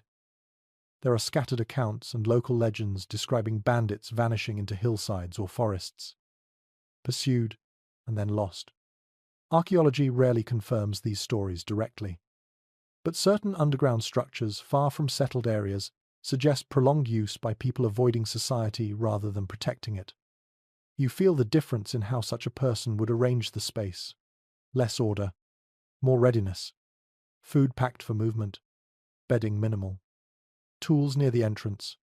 The shelter feels tense, even when empty. There is ongoing discussion among scholars about whether these underground spaces served specific social groups or whether they were shared across communities as needed. The evidence suggests flexibility. A peasant shelter one season could become an outlaw refuge another. The earth does not care who uses it. You imagine moments when these worlds overlap. A monk offering shelter to villagers during conflict. A peasant quietly aiding someone hiding from authority. Underground spaces blur social boundaries. Titles matter less when everyone breathes the same air in the dark. You notice how behavior adapts. Peasants focus on group survival. Monks focus on inner discipline. Outlaws focus on awareness and escape. The shelter accommodates all three. But it does not change them. It reveals them. You think about children growing up in these spaces. A peasant child learns patience and obedience. A monastic novice learns silence and reflection. An outlaw child learns alertness and caution. The same walls shape different instincts. There is a small but telling detail found in some shelters where objects associated with very different lives appear together. Farming tools beside religious tokens. Weapons beside cooking vessels. These combinations suggest shared use or sequential occupation rather than clear ownership. You imagine discovering such a space centuries later. The confusion. The temptation to assign a single purpose. In reality, the shelter lived many lives, just like the people who used it. You consider how each group leaves traces. Peasants leave storage pits and worn sleeping areas. Monks leave symbols, candles, and carefully placed objects. Outlaws leave fewer traces by intention. What they leave behind is accidental and scattered. There is disagreement about whether underground shelters encouraged resistance against authority or simply allowed people to endure it. Some argue that hiding resources weakened control systems. Others see it as a survival tactic without political intent. Sitting here, you feel how survival often comes before ideology. You reflect on trust. Allowing someone else into your shelter is a serious decision. Peasants trust neighbors reluctantly. Monks trust through shared belief. Outlaws trust sparingly, if at all. Underground. Trust becomes physical. One betrayal ends everything. You imagine the tension when different groups share the space. Unease. Careful observation. Negotiated silence. Yet necessity overrides discomfort. The shelter demands cooperation or offers nothing. You begin to see the dugout not as a single type of place, but as a tool, a neutral container shaped by whoever occupies it. Earth shelters are democratic in that way. They give nothing extra. They simply protect what is placed inside. Some scholars suggest that underground shelters played a role in preserving local knowledge during times of upheaval. When written records were destroyed, people survived and remembered. Oral traditions passed quietly from these hidden spaces back into the open world. You imagine stories told softly underground, not heroic tales, but instructions: how to dig, where to hide, what to listen for, knowledge shaped by use rather than theory. You settle into the space again and feel how adaptable it is. It does not judge your purpose. It does not demand explanation. It holds peasants, monks, and outlaws alike. And as you sit there, surrounded by earth and silence, you understand that medieval underground shelters were not just places of hiding. They were crossroads where different lives briefly met, equalized by darkness, bound together by the simple need to endure. Life underground settles into rhythm faster than you expect. Once the fear dulls and the novelty fades, what remains is routine. Medieval people did not survive by constantly reacting. They survived by repeating small, careful actions until those actions became normal. You wake without light. There is no dawn here, no gradual brightening. Instead, you wake when your body is ready or when sound above tells you it is time. You stretch slowly, mindful of the low ceiling, and sit up without speaking. Morning underground begins in silence. You start by checking the shelter. Hands move along walls, feeling for softness or moisture. You glance at supports, counting them without thinking. You test the air with a breath and a pause. Everything that matters can be sensed quickly if you know what to look for. This pattern appears consistently in accounts of enclosed medieval living. Daily checks were not formal inspections. They were habits woven into waking. A wall touched, A vent cleared, a covering adjusted. These actions kept people alive long before danger announced itself. You prepare food quietly. Grain measured by hand. Roots cleaned without splashing. You eat slowly, conserving supplies and sound. Meals underground are smaller, but more deliberate. Eating becomes an act of maintenance rather than pleasure. You notice how time stretches. Without daylight, hours blur. Medieval people underground often structured their day around tasks rather than clocks. When tasks were complete, rest followed. When hunger returned, so did work. The body became the calendar. You occupy your hands constantly, repairing clothing, twisting cord, sharpening tools gently. These tasks keep you useful and calm. Idleness invites anxiety. Movement, even minimal, gives shape to waiting. You rest in intervals rather than long sleep. Short periods of dozing allow you to respond quickly if needed. Underground rest is light and attentive. You learn to wake at small changes in sound or air. You manage waste carefully each day. Containers sealed. Materials moved to designated areas. Cleanliness here is not comfort. It is survival. Medieval underground spaces show signs of repeated cleaning rather than abandonment, suggesting people treated maintenance as daily duty.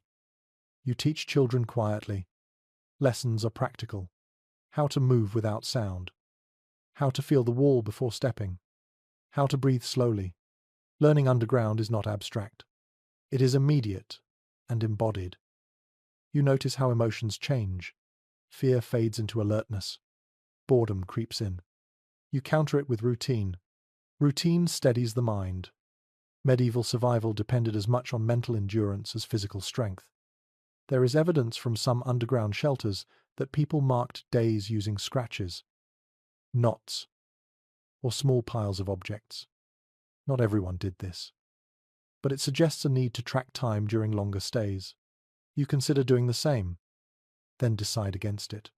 Counting days can make waiting heavier. You listen for familiar sounds above. The return of birds, the rhythm of ordinary footsteps. These signals tell you more than sight ever could. You learn which sounds mean safety and which demand continued hiding. You adjust your body to the space. Knees bend differently. Movements shrink. Posture adapts. Underground living reshapes how you carry yourself. Medieval bodies were already accustomed to labor. They adapted quickly to confinement. You think about prayer, reflection, or quiet thought. Some people fill time with these. Others focus on practical tasks. Both approaches appear in underground contexts. The shelter does not dictate how you cope. It only limits distractions. You share space carefully. People take turns resting. Voices remain low. Disagreements are postponed rather than resolved. Conflict underground threatens survival. Medieval communities learned restraint through necessity. You check food stores again, not because you forgot, but because repetition reassures. Supplies feel more secure when confirmed regularly. You adjust portions based on expected duration, even if that duration remains unknown. You feel the absence of sky most sharply during moments of rest. The mind drifts upward, imagining open space. You acknowledge the feeling, then return to what is present. Longing serves no purpose here. You notice how quickly the shelter becomes familiar. The darkness stops feeling heavy. The walls feel known. This familiarity reduces stress. Unknown spaces frighten. Known ones comfort, even when confined. Some scholars suggest that daily underground routines influenced later monastic schedules and domestic habits. The emphasis on repetition, silence, and order appears in multiple medieval contexts. Whether connected or coincidental, the parallels are striking. You keep tools ready but not scattered. Order matters. Searching in the dark wastes time and creates noise. Every object returns to its place after use. You sense when it is time to prepare for emergence, not by sight, but by sound patterns and instinct. The shelter teaches patience, but it also teaches when waiting has done its work. You sit quietly one more time. breathing slow, hands resting on packed earth. Life underground is not dramatic. It is measured, careful, endlessly repetitive. And in that repetition, medieval people found a way to endure uncertainty without being consumed by it. Routine became their anchor. Beneath the ground, doing the same small things each day kept the larger world at bay. Smell reaches you before sound ever does. Underground, scent travels differently. It lingers. It settles into fabric, straw, skin, and earth. Medieval people understood this instinctively. A shelter that cannot hide its smell is not hidden at all. You breathe in slowly and catalogue what you sense. Earth, oil, straw, animal warmth. These are acceptable, familiar. Anything sharp, sour, or unexpected demands attention. Smell is an early warning system that never sleeps. You begin by managing smoke, because smoke tells stories you do not want told. Even a small flame produces it. You keep fires low and infrequent, feeding them slowly rather than all at once. You watch how smoke behaves, how it thins, how it disappears. When it does not, you change something immediately. There is clear evidence that medieval underground shelters rarely used continuous fires. Soot patterns show short, controlled burning rather than constant heat. This suggests people waited, endured cold, and only burned fuel when absolutely necessary. Smoke was treated as a risk, not a comfort. You position lamps carefully, never directly beneath vents, never near entrances. Light must stay low and steady. Flickering flames create movement that attracts attention. A calm flame blends into the space. You pay close attention to cooking smells. Boiling grain releases scent. Roasting meat announces itself loudly through air. You choose foods that require minimal preparation underground. When cooking cannot be avoided, you time it carefully, choosing moments when wind direction and ambient smells outside offer cover. You imagine rain above ground. Wet earth carries scent differently. Strong smells dissipate faster. Medieval people often waited for bad weather to cook or heat underground, knowing the environment itself would help hide them. You manage waste with even greater care. Human and animal waste produces strong odors quickly. Containers must be sealed. Absorbent materials replaced. Ash scattered. Neglect here invites discovery faster than noise ever could. You notice how certain materials help. Charcoal absorbs scent. Ash neutralizes moisture. Dried herbs mask unpleasant odors. These substances appear repeatedly in medieval household contexts, suggesting people understood their effects long before chemistry named them. You rub a handful of ash between your palms and scatter it lightly in a corner. The smell softens almost immediately. Simple actions have powerful results underground. You think about bodies. Sweat accumulates. Damp clothing smells. You dry garments when possible, hanging them near vents without blocking airflow. You change straw bedding frequently. Cleanliness here is not about appearance. It is about invisibility. There is disagreement among scholars about how often underground shelters were compromised by smell. Some argue scent alone rarely led to discovery. Others point to hunting dogs and animals trained to track humans. The presence of such animals changes everything. What seems faint to you may be obvious to them. You plan for this possibility. You avoid leaving scent trails near entrances. You scatter waste far away. You mask the smell of disturbed earth with natural debris. Medieval people lived close to animals. They knew how keen noses could be. You notice how animals underground contribute to smell. Useful for warmth. Dangerous for secrecy. You manage their bedding carefully. You move waste promptly. You adjust ventilation to balance air quality with concealment. You listen to your own body again. Stress increases sweat. Fear smells sharp. Calm smells neutral. You focus on breathing slowly, keeping your body cool. Emotional control becomes part of scent control. You imagine someone passing overhead with dogs. The dogs sniff the ground. Pause. Move on. The shelter holds. Not because it is perfect, but because you have minimized every clue. There is a curious detail in some medieval narratives where people mention rubbing themselves with earth or plant matter before hiding. This may have helped mask human scent. Whether widespread or not, the idea reveals how deeply people thought about smell as a threat. You keep food sealed tightly. Grain attracts insects. Insects attract predators. The chain begins with smell. Breaking it early matters. You check vents regularly. Stagnant air traps scent. Gentle movement carries it away. Ventilation serves multiple purposes at once. You become aware of how smell affects your mood. Stale air breeds discomfort. Freshness, even underground, calms the mind. You maintain airflow not just for lungs, but for sanity. You imagine emerging after days below. Fresh air would feel overwhelming at first. Underground smell becomes familiar quickly. The outside world would feel sharp and exposed. You think about how smell ties memory to place. Underground shelters were remembered not just by shape, but by scent. Earth, straw, smoke. These smells linger in memory long after the space is abandoned. Some scholars suggest that scent management influenced where people built underground shelters. Areas with naturally strong smells, such as near livestock or water, provided cover. Whether intentional or convenient, the effect would have been useful. You adjust a vent again. Just slightly. The air shifts. The space feels lighter. Smell softens. Balance restored. You settle back and breathe deeply, confident that nothing you carry announces your presence. Silence hides sound. Darkness hides light. Care hides scent.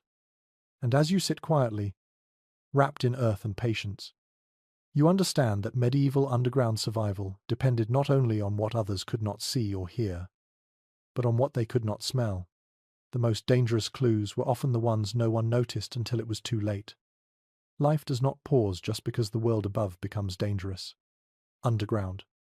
Time keeps moving forward, quietly and without ceremony. You realize this most clearly when you think about children. Not children hiding for a night or two, but children arriving here, taking their first breath surrounded by earth instead of sky. You imagine the space differently now. Softer, more careful. Corners padded. Movements slower. The shelter is no longer just a place to endure danger. It becomes a place where life begins. There is solid evidence that medieval people sometimes gave birth in enclosed or hidden spaces during periods of unrest. This was not ideal, but it was necessary. Travel was dangerous. Exposure invited discovery. When the time came, the shelter had to be enough. You picture the tension of that moment. Pain managed quietly. Voices kept low. Breath controlled. Underground birth demanded calm under pressure. Panic risked sound. Sound risked everything. You prepare the space differently. Straw laid thick. Clean cloth set aside carefully. Water kept ready. Heat managed gently. Medieval birth practices relied heavily on experience rather than written instruction. Knowledge passed from one woman to another, whispered and remembered. You feel how the shelter's steady temperature helps. No biting cold. No harsh wind. The earth buffers extremes. This stability mattered more than comfort. A child born here begins life in a controlled environment. Even if it feels confined. You think about light. A small lamp turned low. Enough to see. Not enough to attract attention. Shadows dance softly on the walls. The darkness does not frighten you now. It feels protective. There is an often overlooked detail in medieval household records where births are mentioned without location, during times when homes were known to be unsafe. This absence suggests events occurred somewhere unrecorded. Hidden spaces fill that silence. You imagine the sound of a newborn cry. Brief, urgent, dangerous. You prepare for this. Cloth to muffle sound. Gentle pressure. Calm voices. Medieval midwives were skilled at managing these moments.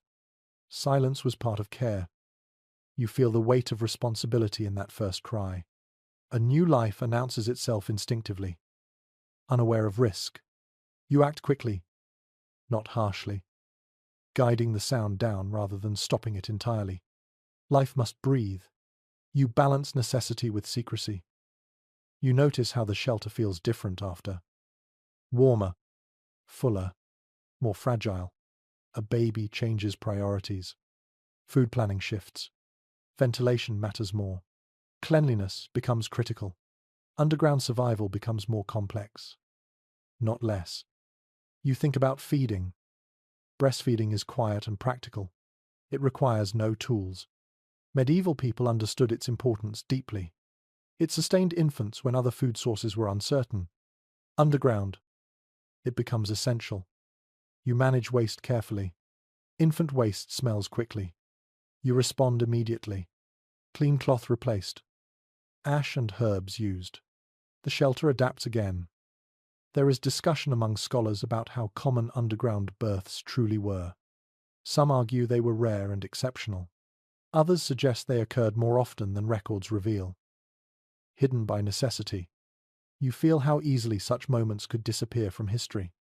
You imagine the child growing here, at least for a while, eyes adjusting to low light, hands learning the walls, sounds becoming familiar.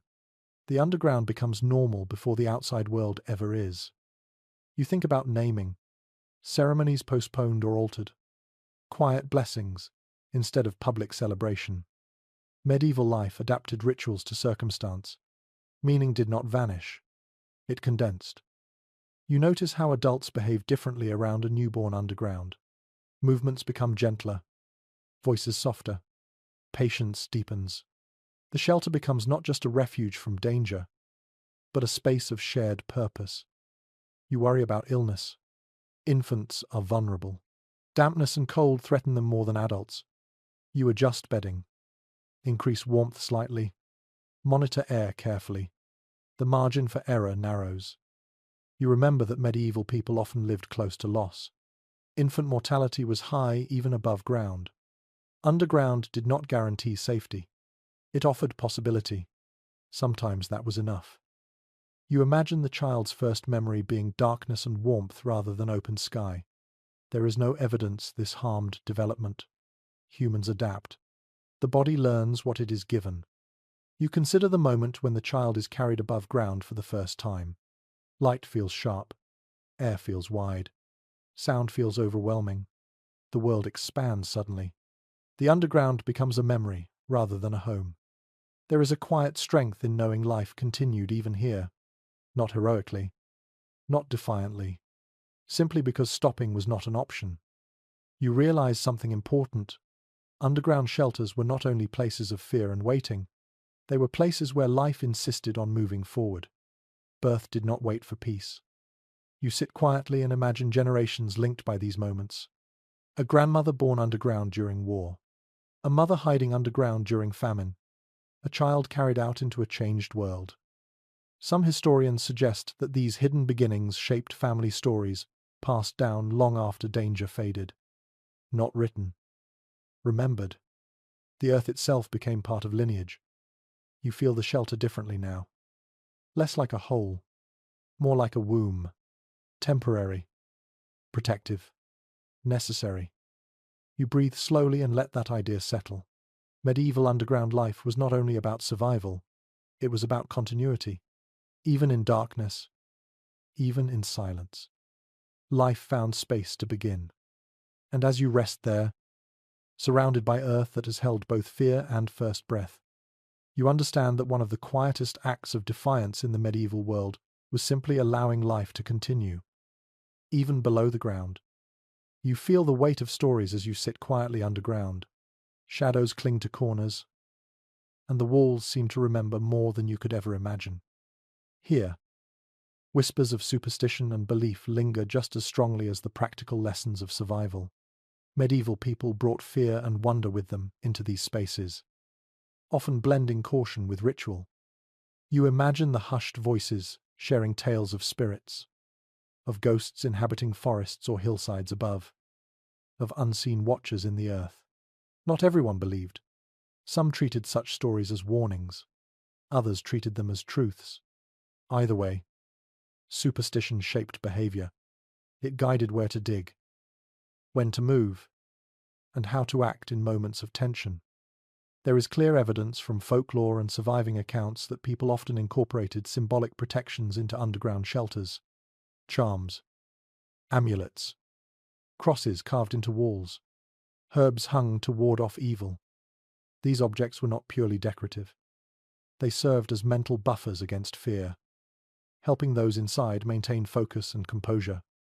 You consider how superstition affects you now. Even imagined spirits demand awareness. You move carefully, listen intently, and handle objects with intention. You acknowledge their presence without surrendering to panic. The boundary between practical caution and belief is thin, but it matters. You notice how stories travel underground. A whispered warning in one shelter could appear in another village months later. Oral transmission carries lessons about what works and what fails. Medieval people learned from each other in ways that did not require writing or formal instruction. Knowledge spread quietly, often without attribution. An unusual observation from excavated sites shows small alcoves in some shelters that seem to have held talismans or charms. These were deliberately positioned near entrances or sleeping areas. They offered comfort, focus, and a sense of protection, even if the objects themselves held no physical power. They shaped behavior in measurable ways. You imagine someone waiting here during a storm, perhaps fearful of the world above and below, drawing strength from such tokens. A simple object in a dark space can shift attention from panic to action. You find yourself reaching for a small stone or piece of cloth, not as a charm, but as a focus, mirroring ancient practices instinctively. You notice the patterns of superstition are not uniform. One region emphasizes protective herbs, another, carved symbols, yet another, small rituals performed at intervals. These differences reflect local experience and belief rather than rigid doctrine. Medieval underground life was shaped as much by place and memory as by formal guidance. You think about how superstition interacts with human psychology. Fear of spirits or curses encourages caution. Checking the walls, monitoring vents, handling fire carefully, these practical habits are reinforced by imagined consequences. It is difficult to disentangle psychology from folklore. Both serve survival. You imagine the influence on children. Tales of unseen watchers teach them stillness and attentiveness. Stories emphasize caution without explicit instruction. Lessons are embedded in narrative, not lecture. Children absorb them naturally, practicing behavior that improves survival. Fear becomes functional rather than paralyzing. You consider the adults. Superstitions guide decisions subtly. Not every action is dictated by belief, but belief shapes perception. A shadowed corner may hold no spirit. Yet caution grows stronger when expectation is present. Vigilance increases. Mistakes decrease. There is ongoing debate among scholars about the role of superstition in underground living. Some argue it was a mental framework for managing risk. Others see it as reflection of genuine belief, inseparable from cultural context. Likely, it was both practical and symbolic, overlapping in complex ways. You notice that superstition also encourages social cohesion. Shared rituals, repeated quietly, create common understanding. If one person sees a warning sign, others respond similarly. Coordination improves without explicit instruction. Silent agreement emerges from shared belief. You imagine the long nights underground, punctuated by whispered stories, small tokens, and quiet rituals. The shelter becomes a space where practical survival and mental resilience intertwine. You cannot separate the physical from the psychological. Both are necessary. You manage small tasks while reflecting on the stories. Straw is replaced, food checked, ventilation adjusted. Each action is guided by a combination of habit, instinct, and subtle caution reinforced by old tales. You see how medieval people internalized lessons without needing constant oversight. You think about the way memory preserves these experiences. Superstitions are passed from one generation to the next. The walls themselves, though silent, act as witnesses. They hold impressions of touch, movement, and ritual. When someone returns, they interact with this layered memory. Experience accumulates quietly, invisibly. You feel the tension between fear and endurance. It is not a contradiction. Fear motivates attentiveness. Endurance teaches calm. Together, they create a form of competence. Medieval survival required both. You feel it in your own muscles and attention now. Decades later imagined. Centuries later lived. You listen to the shelter breathe with you. Tiny movements of air, shifts of straw, the faint scratching of animals. Shadows lengthen and shrink with minimal light. All are part of the environment, part of the ritualized life underground. You move carefully within it, attentive but not paralyzed. You realize that stories, superstitions, and habits all serve the same goal. They extend survival. They structure time. They focus attention. The shelter is both physical and mental space. Its boundaries are soil and belief. Its walls both earth and narrative. And as you sit quietly, wrapped in shadows and thought, you understand that underground life was not merely about avoiding danger. It was about maintaining focus, regulating emotion, and passing knowledge, practical or symbolic, from one person to the next. The deepest lessons are rarely written. They are lived and remembered in the dark. You feel the chill more sharply today, even with the shelter prepared carefully. Dampness clings to walls and floor, seeping into clothing and hair. The underground space protects you from many dangers, but illness remains persistent and insidious. Medieval people understood that staying alive meant more than avoiding raiders or exposure. It also meant avoiding the quiet enemies that grow in damp. In closed spaces, you begin by checking the bedding. Straw that is too damp can harbor mold or bacteria. You pat it with hands, lifting, fluffing, rearranging. Anything saturated gets replaced with dry materials set aside earlier. Medieval life above ground also contended with damp, but underground, the stakes are higher. Even small moisture can weaken health over days. You examine yourself and companions. Skin changes. Nails become brittle. Eyes slightly glassy. Small signs accumulate unnoticed until they become serious. Medieval people developed keen observation skills for health because formal medicine was limited, and a simple infection could become fatal. Awareness is as critical as food or warmth. You consider ventilation again. Stale air accelerates illness. You ensure vents remain unobstructed. You adjust covers to allow slow airflow without compromising secrecy. Air management becomes an essential part of survival strategy. It is not only for comfort, it directly affects life and death. There is substantial evidence from excavated underground sites that people paid careful attention to hygiene within these spaces. Small pits for waste, absorbent materials, separated zones for sleeping and working all reduce disease. Success relied on consistent effort, not luck. You repeat these routines methodically, knowing their importance. You prepare food with hygiene in mind. Grain is clean, stored elevated. Roots and vegetables remain in dry sand. Salted meats are wrapped and placed off the floor. Even minor contamination could spread quickly in a confined environment. Medieval survival depended on foresight and meticulous care. You check animals next. Animals provide warmth and companionship, but can also carry disease. Bedding is refreshed. Waste is isolated. Proximity is managed. You balance benefit and risk constantly. Medieval households understood this. Animals underground are partners, not threats. If managed correctly, you consider children and the vulnerable. Young bodies react quickly to damp and cold. You monitor their skin temperature, breathing, and sleep patterns. Comfort is relative. Protection is paramount. The shelter must support life in a holistic sense, not just concealment. You notice subtle sounds now. Coughs, sniffles, shifts of limbs. Each is noted. Action is measured. Intervening early matters. A warm drink, a small adjustment in bedding, a check of air all reduce risk. Medieval survival combined observation with subtle management of conditions. There is disagreement among scholars about how much medical knowledge influenced underground practices. Some argue it was purely intuitive. Others suggest folk remedies and passed-down techniques were critical. You see, both knowledge and instinct coexist here.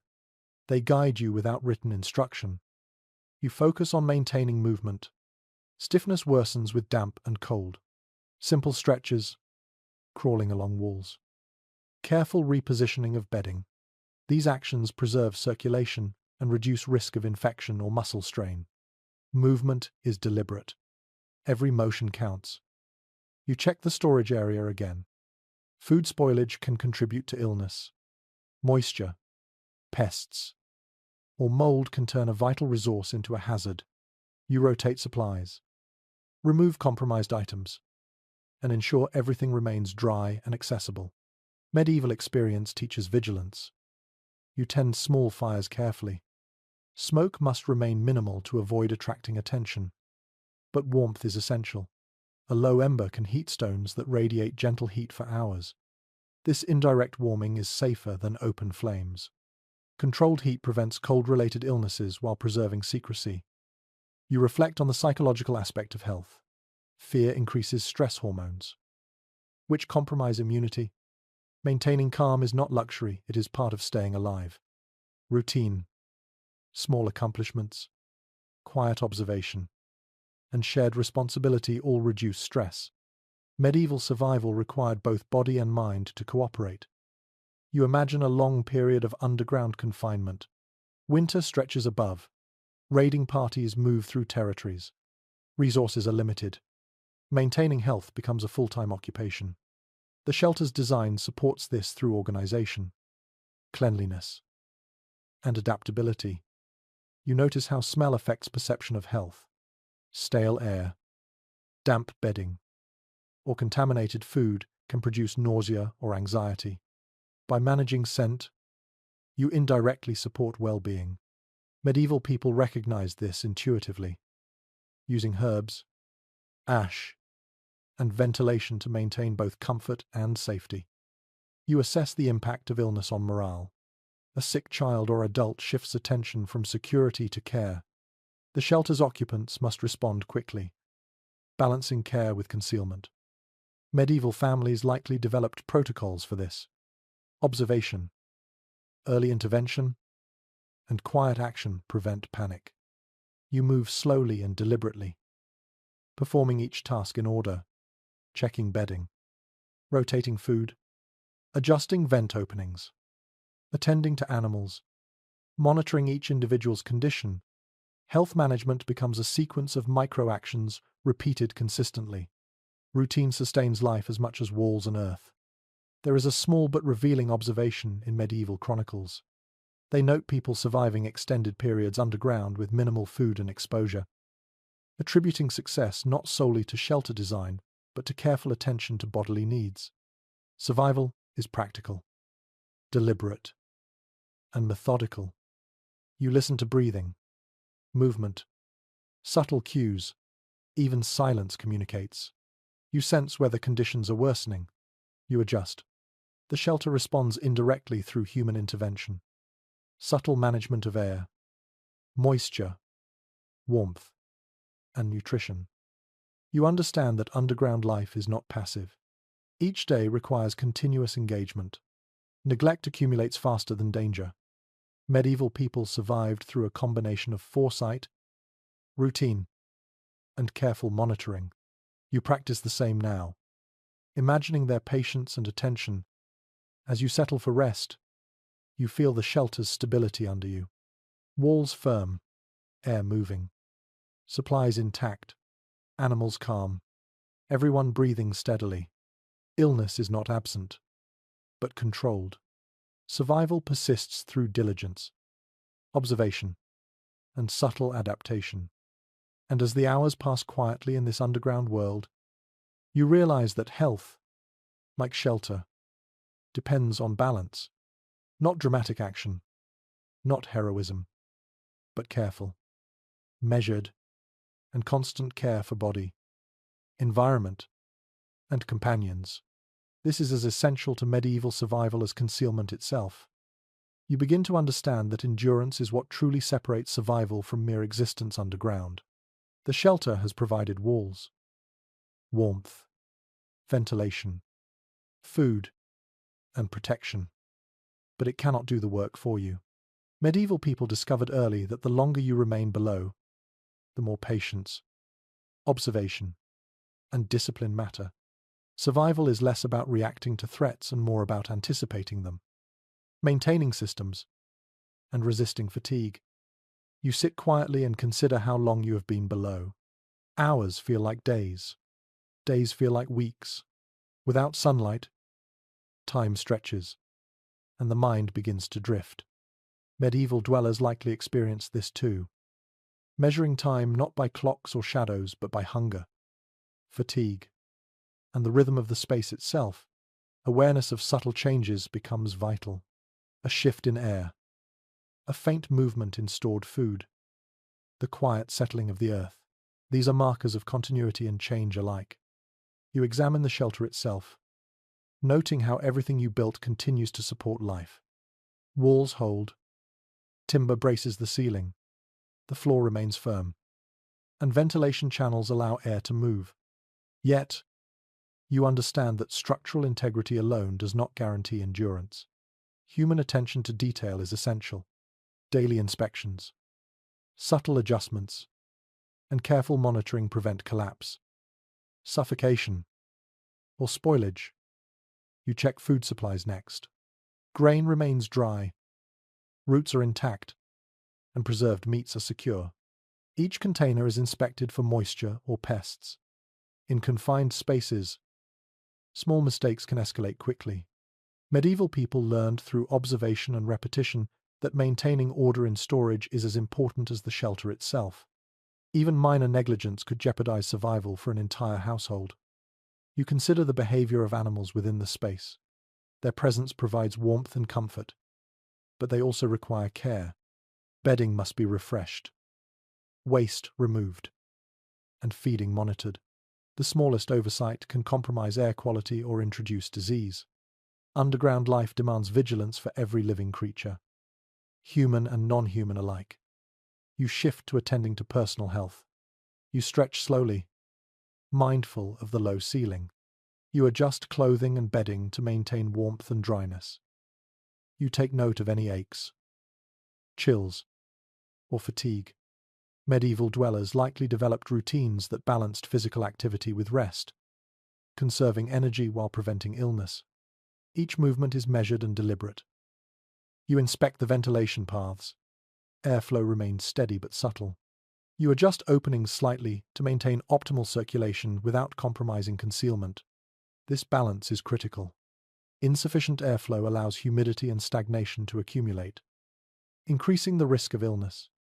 Too much airflow, and the shelter becomes cold or reveals movement through smoke or smell. The human body must actively manage the microclimate to survive. You attend to sound as well. Silence is not passive but a practice.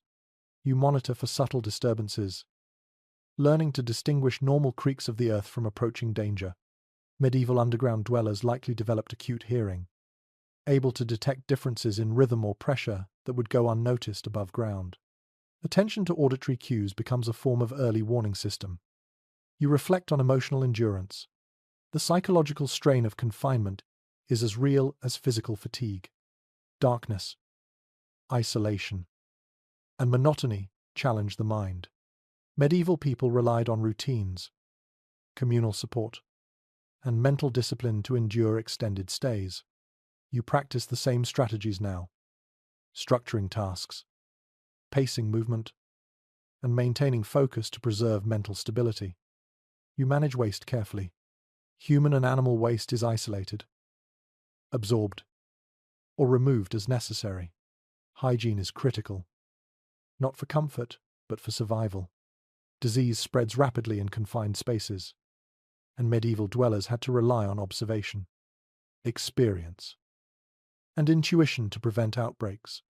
Each small action, emptying a container, adjusting bedding, or relocating straw, contributes to the overall safety of the shelter. You revisit the storage and organization of supplies.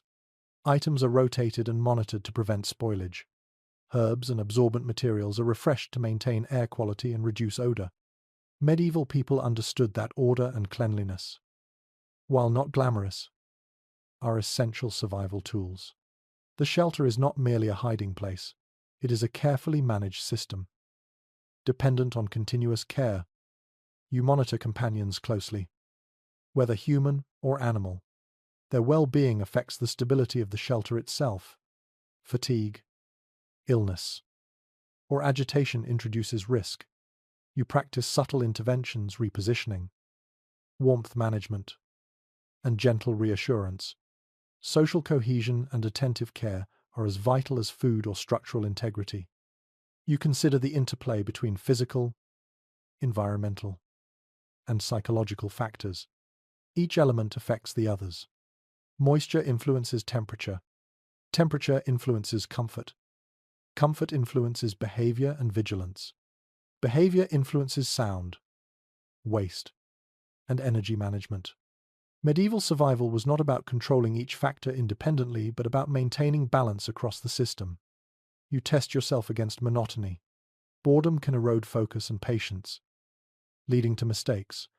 You create small tasks, checking supports, rearranging bedding, measuring food, inspecting vents, observing animals.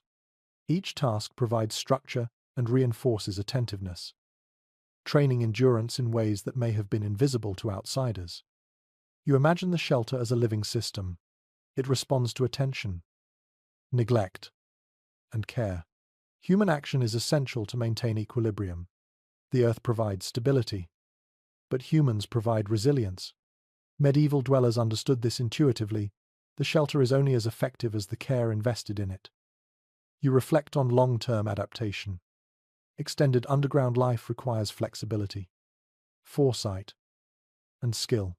Food management, hygiene, ventilation, warmth, and emotional regulation all interact.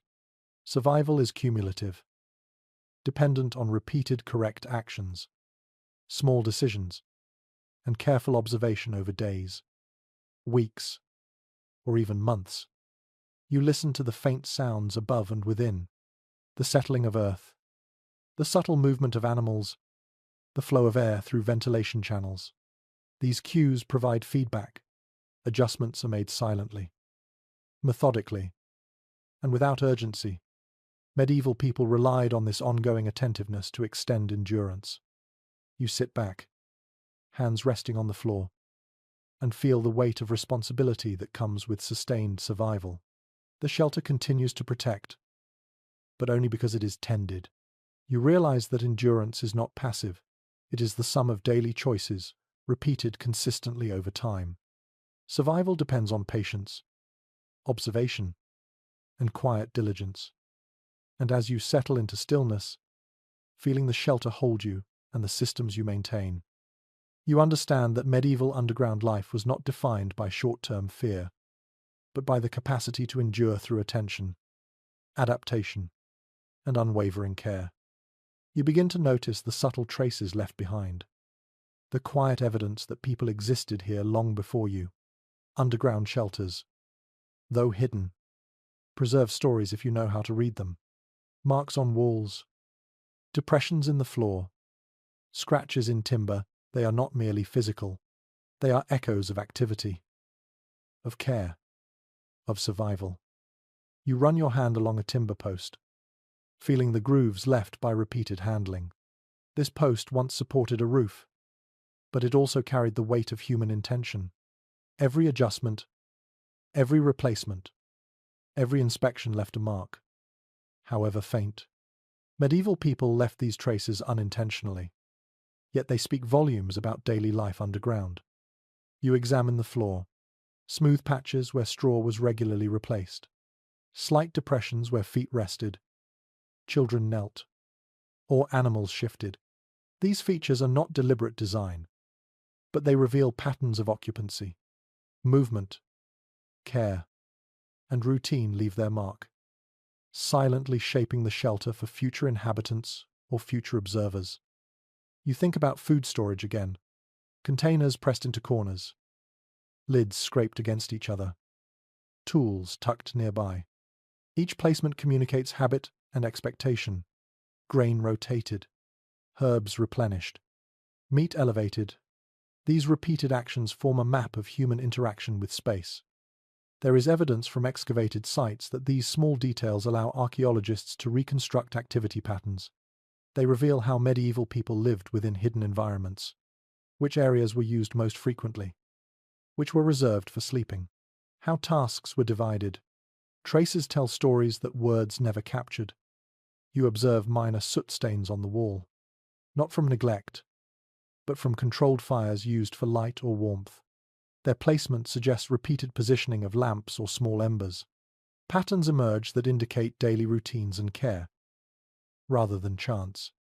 You consider the significance of worn surfaces, smooth timber posts, compacted floors, flattened straw.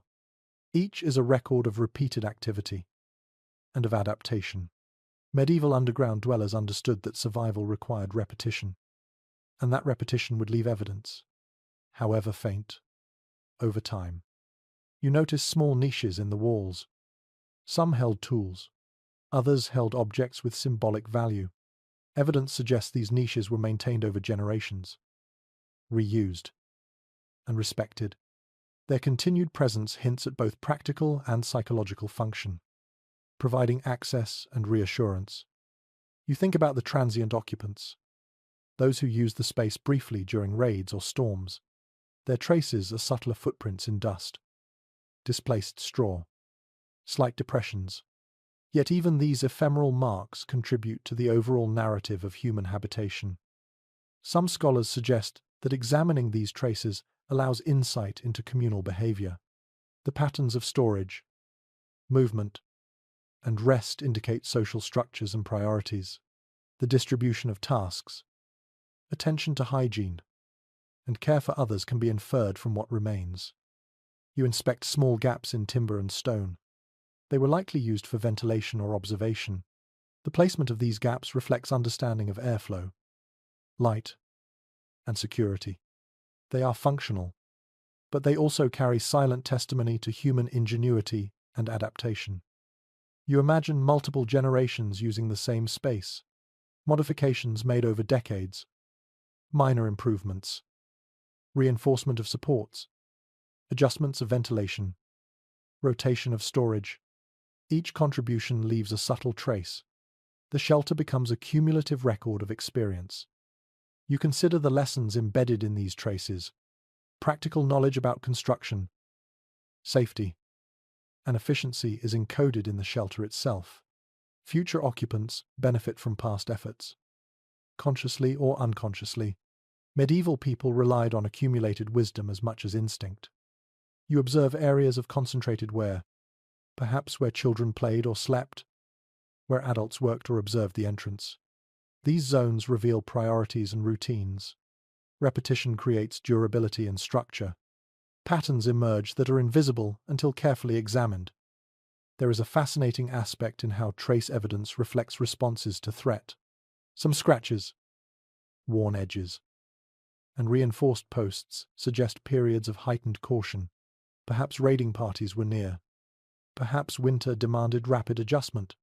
The shelter records these pressures silently, offering a glimpse of human resilience. You think about what remains unseen. Odor, microbial presence, residual moisture. Though intangible, these aspects also testify to past occupancy. They influence modern interpretation and remind you that survival is both visible and hidden, physical and ephemeral. You note that patterns of reuse are particularly instructive. Some niches repurposed, supports reinforced, storage shifted. The shelter evolves with its inhabitants, reflecting changing needs and circumstances. Medieval underground life was dynamic, responsive, and cumulative. You reflect on the continuity implied by these traces. The same shelter may have hosted peasants, monks, and fugitives over time. Each left different patterns of use. Yet the space accommodated all. The earth absorbs these differences, creating a layered history, accessible only through careful observation.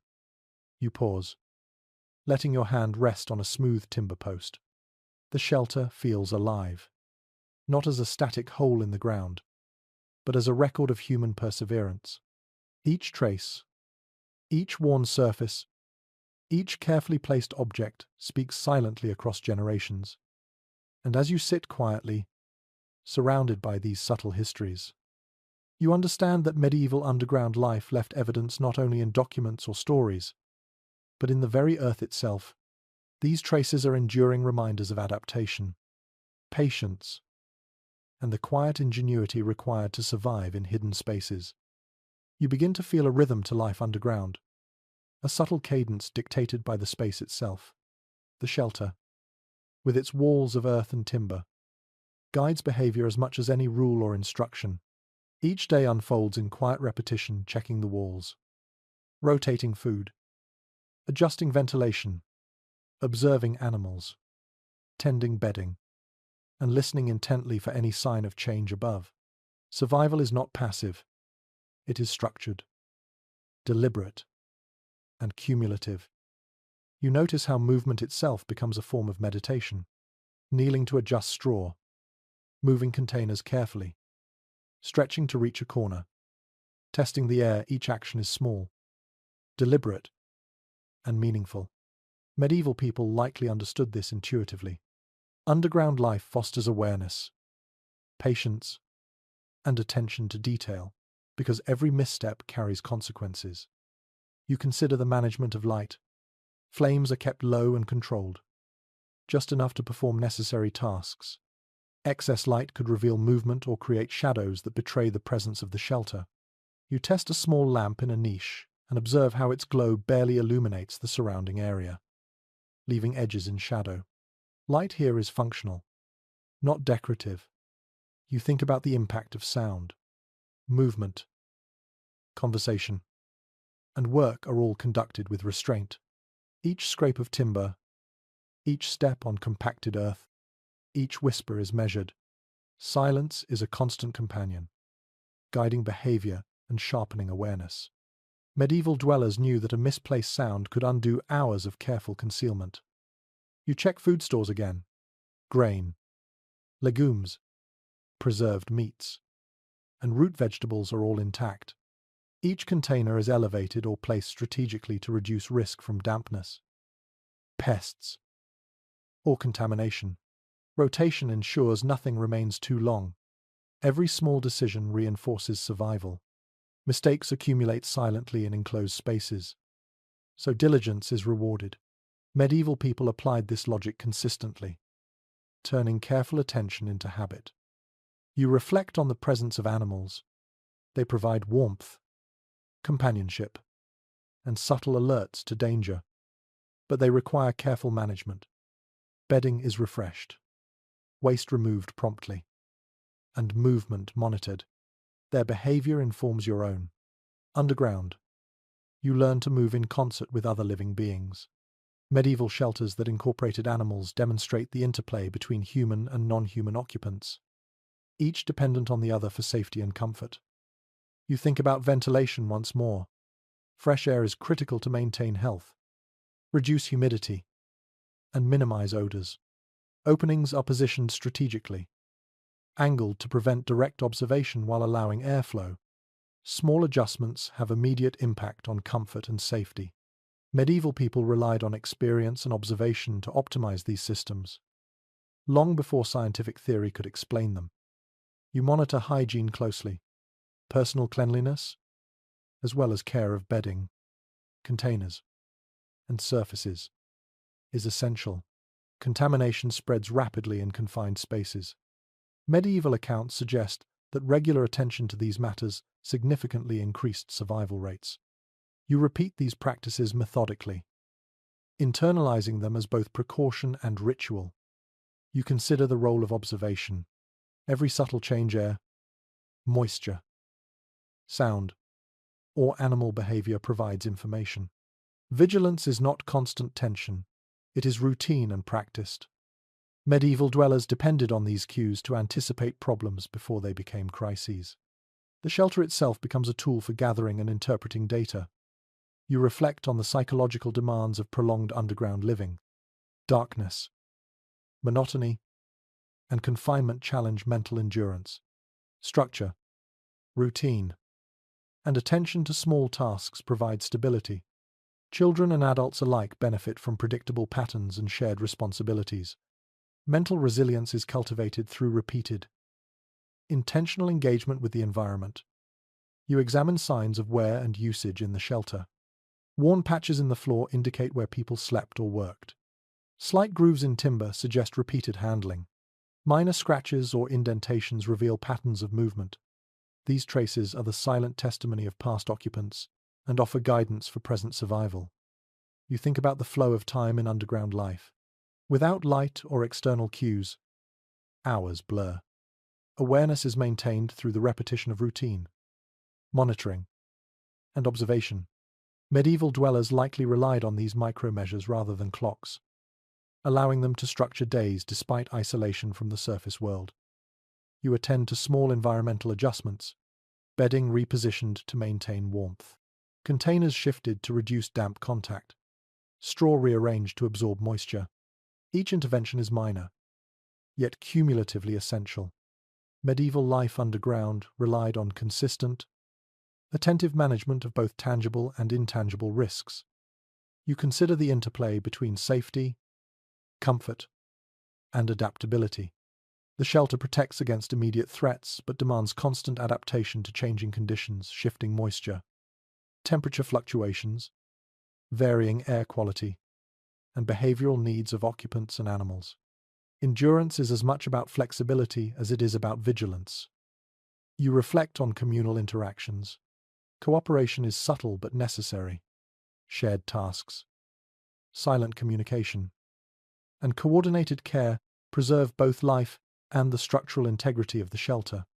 Medieval experience shows that social cohesion under stress was crucial for extended survival underground.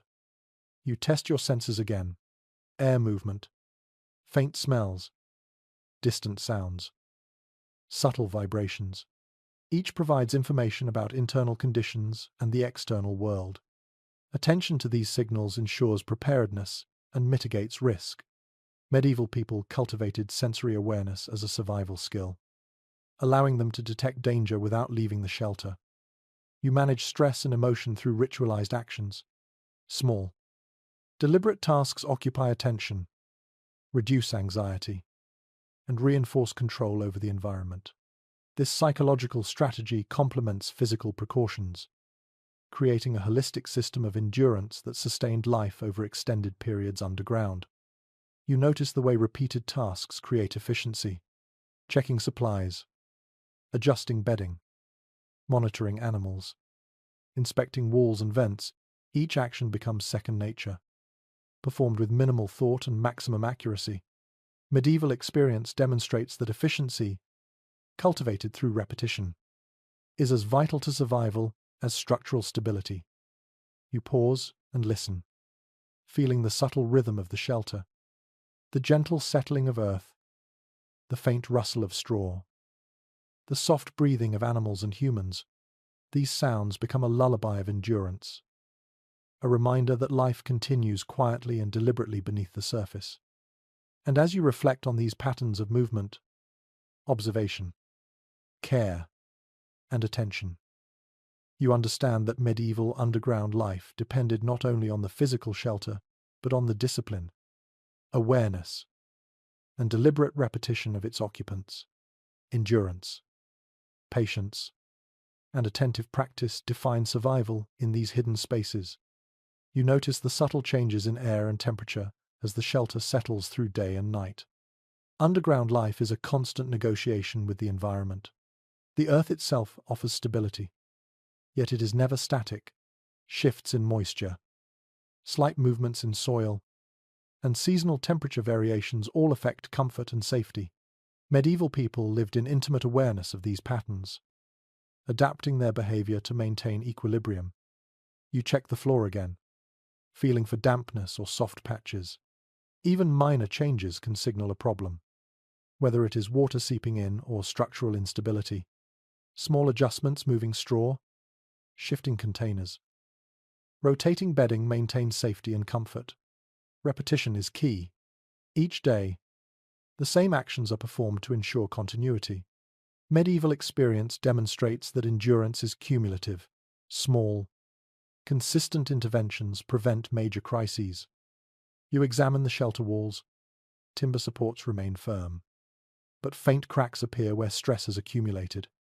You tap each post lightly, listening for hollow echoes. Any change indicates the need for reinforcement.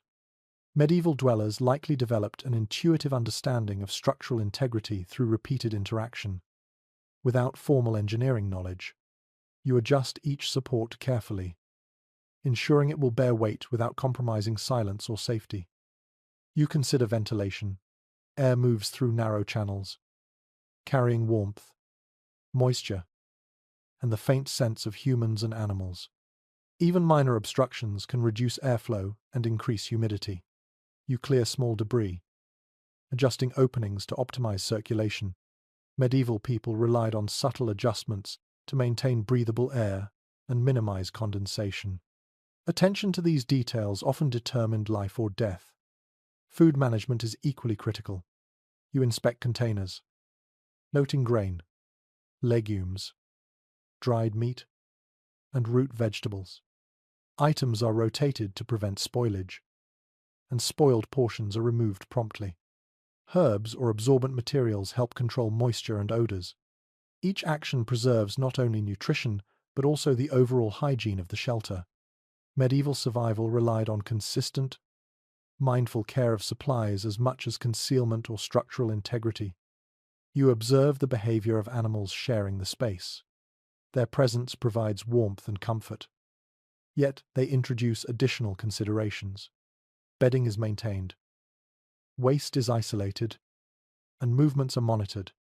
Animals respond to subtle cues from humans and the environment. Medieval dwellers recognize this interplay, adapting spaces to accommodate life while maintaining order. You take note of sound. Even subtle noises carry meaning.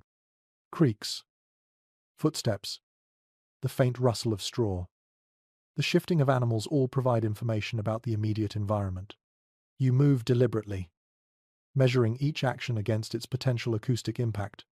Silence is cultivated as a skill, refined through observation and repetition. Medieval life underground demanded this kind of auditory awareness to prevent detection and maintain calm. You reflect on the psychological demands of extended underground stays. Darkness, monotony, and confinement challenge attention and resilience. Tasks are repeated deliberately, creating structure and stability. Small achievements, like securing a food supply or reinforcing a support, reinforce confidence and mental stamina.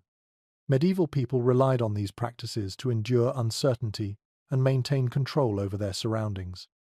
You check personal health carefully. Clothing is adjusted to maintain warmth and dryness. You stretch to prevent stiffness and maintain circulation. Small injuries are treated promptly to prevent infection. Hygiene routines, even minor ones, significantly reduce the risk of illness. Medieval underground dwellers relied on routine and vigilance to protect physical well-being in spaces where exposure, dampness, and confinement increased vulnerability. You think about light. Lamps are positioned carefully, producing minimal illumination to perform necessary tasks while avoiding detection. Light sources are limited, controlled, and monitored. The balance between visibility and concealment is delicate. Medieval experience demonstrates that managing light strategically enhances both safety and comfort. You examine waste management. Human and animal waste is isolated, absorbed, or removed. Neglecting this introduces both health risks and detectable odors. Medieval dwellers employed simple but effective strategies: containers, absorbent materials, and careful disposal to maintain hygiene without drawing attention. These practices ensure the shelter remains livable over extended periods. You review the organization of the space. Items are stored systematically, accessible yet secure. Sleeping areas are separate from work or storage zones. Patterns of movement are deliberate, Medieval experience shows that maintaining order in confined spaces reduces stress, prevents accidents, and facilitates daily routines. You observe seasonal effects. Earth responds to temperature shifts. Ventilation adjusts naturally with convection. Humidity rises or falls. The shelter demands attention to remain comfortable and safe. Medieval dwellers relied on long-term observation to anticipate these changes and adapt accordingly. You monitor the psychological environment, routine, attention, and purpose mitigate the mental strain of confinement. Tasks provide structure, animals offer companionship, and quiet rituals reinforce a sense of control. Mental resilience complements physical endurance, ensuring continued capacity to respond to threats. You imagine the shelter as a living system. Every component air, light, structure, supplies, inhabitants interacts. Success depends on continuous observation, adjustment, and care. Medieval people survived underground, not through heroism but through disciplined engagement with every aspect of their environment. You reflect on the shelter's capacity to absorb human experience. Each day leaves traces in wear patterns, adjusted supports, and subtle imprints on bedding and floors. These marks accumulate across time, recording repeated decisions and adaptations. The space becomes both a refuge and a chronicle of survival. You sit quietly, listening to subtle movements. Air shifts gently. Animals breathe. The earth settles. Time passes slowly, measured by observation and repetition. Each moment is both ordinary and critical. Medieval underground life demanded attentiveness to the mundane, which ultimately ensured survival. And as you rest within these walls, you understand that endurance underground is an exercise in balance, carefully managed physical, mental, and social practices combined with vigilance and observation. Medieval people relied on this constant attentiveness as much as on walls. Timber, or concealment. You feel the culmination of all your careful work as the days underground stretch on. The shelter has held you through cold, damp, hunger, and isolation. Every action, from adjusting bedding to rotating food, from checking air to tending animals, has contributed to a steady rhythm of survival. Medieval people lived with this understanding at all times. The underground space is not static, it is a system, responsive to care, observation, and patience. You begin by reviewing the structure. Timber supports remain firm, earth walls stable, ventilation channels continue to move air, and drainage grooves manage moisture. Each feature works because it has been maintained, adjusted, and observed. Medieval dwellers understood that neglect undermines even the most carefully constructed shelter. Food stores are inspected. Grain, legumes, root vegetables, and preserved meats remain secure. Any signs of spoilage are addressed immediately. Herbs and absorbent materials control odors and moisture. You realize that careful attention to sustenance is as important as the walls that protect it. Survival depends on both structural and practical diligence. You check bedding and straw, noting subtle shifts from movement, moisture, and use. Adjustments are made to maintain warmth and dryness. Even the smallest lapse could affect comfort, sleep, or health. Medieval underground living required constant engagement with the environment, as well as anticipatory care to prevent issues before they became critical. You attend to animals. Their behavior provides subtle cues about environmental changes. Bedding is refreshed, waste is managed, and feeding remains consistent. Animals contribute to warmth and companionship but demand care. Medieval experience shows that managing their presence is an integral part of daily routines underground. You focus on air and ventilation. Openings are checked and adjusted to maintain a balance of fresh airflow without revealing movement. Air quality affects temperature, moisture, comfort, and health. Observing and managing this flow is continuous work. Medieval people relied on tactile, auditory, and olfactory cues to monitor ventilation effectively. You maintain light sources, Oil lamps and embers provide minimal illumination, enough to conduct essential tasks without attracting attention. Light is managed deliberately. Shadows and flickers are observed and controlled.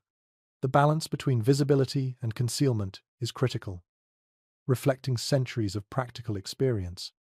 You monitor sound. Movement is deliberate and careful. Conversations are whispered only when necessary. Even small noises carry significance underground. Medieval dwellers developed acute auditory awareness, understanding that sound could betray presence, reveal supplies, or signal vulnerability. You check hygiene, personal care, bedding, and surfaces are managed to prevent illness. Ventilation, absorbent materials, and cleanliness combine to reduce risk. Medieval understanding of health in confined spaces relied on careful observation and consistent practice, rather than formal medical knowledge. You reflect on psychological endurance. Darkness, monotony, and confinement challenge attention, patience, and composure. Structured tasks, repetitive routines, and quiet rituals provide stability. Mental resilience is cultivated through continuous engagement with the environment, reinforcing both awareness and adaptability. You observe traces of past activity, worn areas in the floor, smoothed timber, and faint impressions in straw indicate the habits and routines of previous occupants. The shelter preserves a history of adaptation and survival. Medieval underground dwellings accumulate these traces, creating a cumulative record of human endurance. You think about children, birth, and growth underground. The shelter accommodates not only adults but life itself. Careful management of warmth, air, and hygiene protects vulnerable occupants. Medieval families balance the needs of the young with the challenges of concealment and limited resources. You consider superstition and belief. Talismans, symbols, and ritualized actions provide comfort, structure, and mental focus. These practices, interwoven with practical survival strategies, guide behavior and reinforce attentiveness. Medieval dwellers integrated symbolic protections into daily routines, blending psychology with practicality. You revisit your own movement and attention. Every action is deliberate, adjusting bedding, rotating supplies, checking air, monitoring animals, maintaining light, and controlling noise. Each contributes to equilibrium. Medieval life underground depended on this careful orchestration of activity, where even minor lapses could have cascading consequences. You notice the shelter itself responds to these actions. Earth walls settle quietly. Timber supports bear weight consistently. Air circulates as intended. Supplies remain functional. The space operates as a dynamic system, co-created by both structure and human care. Medieval people understood that their survival relied on constant participation in this system. You reflect on endurance. Survival is cumulative, built from countless small, deliberate decisions, physical, environmental, and psychological factors intertwine. Medieval dwellers internalized this truth persistence. Observation and disciplined care matter more than bravery or luck alone. You consider emergence. The moment to leave is calculated, observing the world above, gauging environmental conditions, and ensuring that health and supplies remain adequate, all inform timing. Medieval people emerged cautiously, understanding that the transition from underground to surface carries risk even after long periods of safety. You sit quietly, hands resting on the earth, absorbing the stillness and the culmination of effort. The shelter holds, not because it exists independently, but because care, attention, and discipline have maintained it.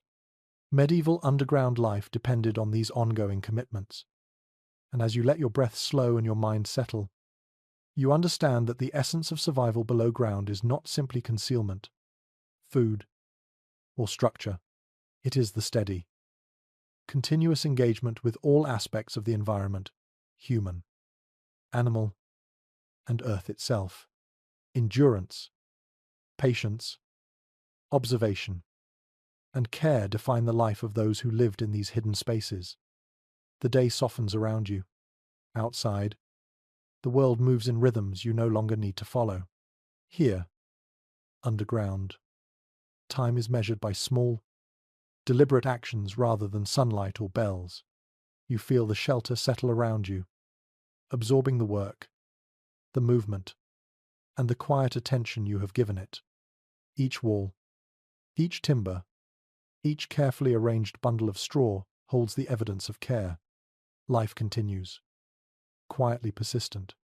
Even in darkness and solitude, you breathe slowly, letting the rhythm of the space align with your own heartbeat. The fears that came with initial descent fade. Cold, damp, hunger, and uncertainty are tempered by routine, observation, and patient effort. You sense the balance achieved between human vigilance and the stability of the earth. The shelter does not rush. It does not demand. It responds only to your attentiveness, carrying you through hours, days, and nights in steady quiet. You feel the layers of experience that came before you. Those who used this space to endure danger, raise children, or simply survive the shifting world above. Their lives leave subtle marks, traces that persist in worn surfaces and careful arrangements. You close your eyes, letting darkness envelop you completely.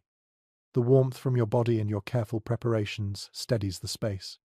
Breathing slows. Muscles relax. The quiet becomes protective, not oppressive. Every task you performed earlier now folds into a calm sense of mastery. You are both part of the shelter and a witness to its ability to sustain life. Understanding that the greatest survival skill is patience maintained over time. And as the hours pass in silence, you feel the steady assurance of endurance, the quiet triumph of life continuing calmly beneath the earth. Sweet dreams.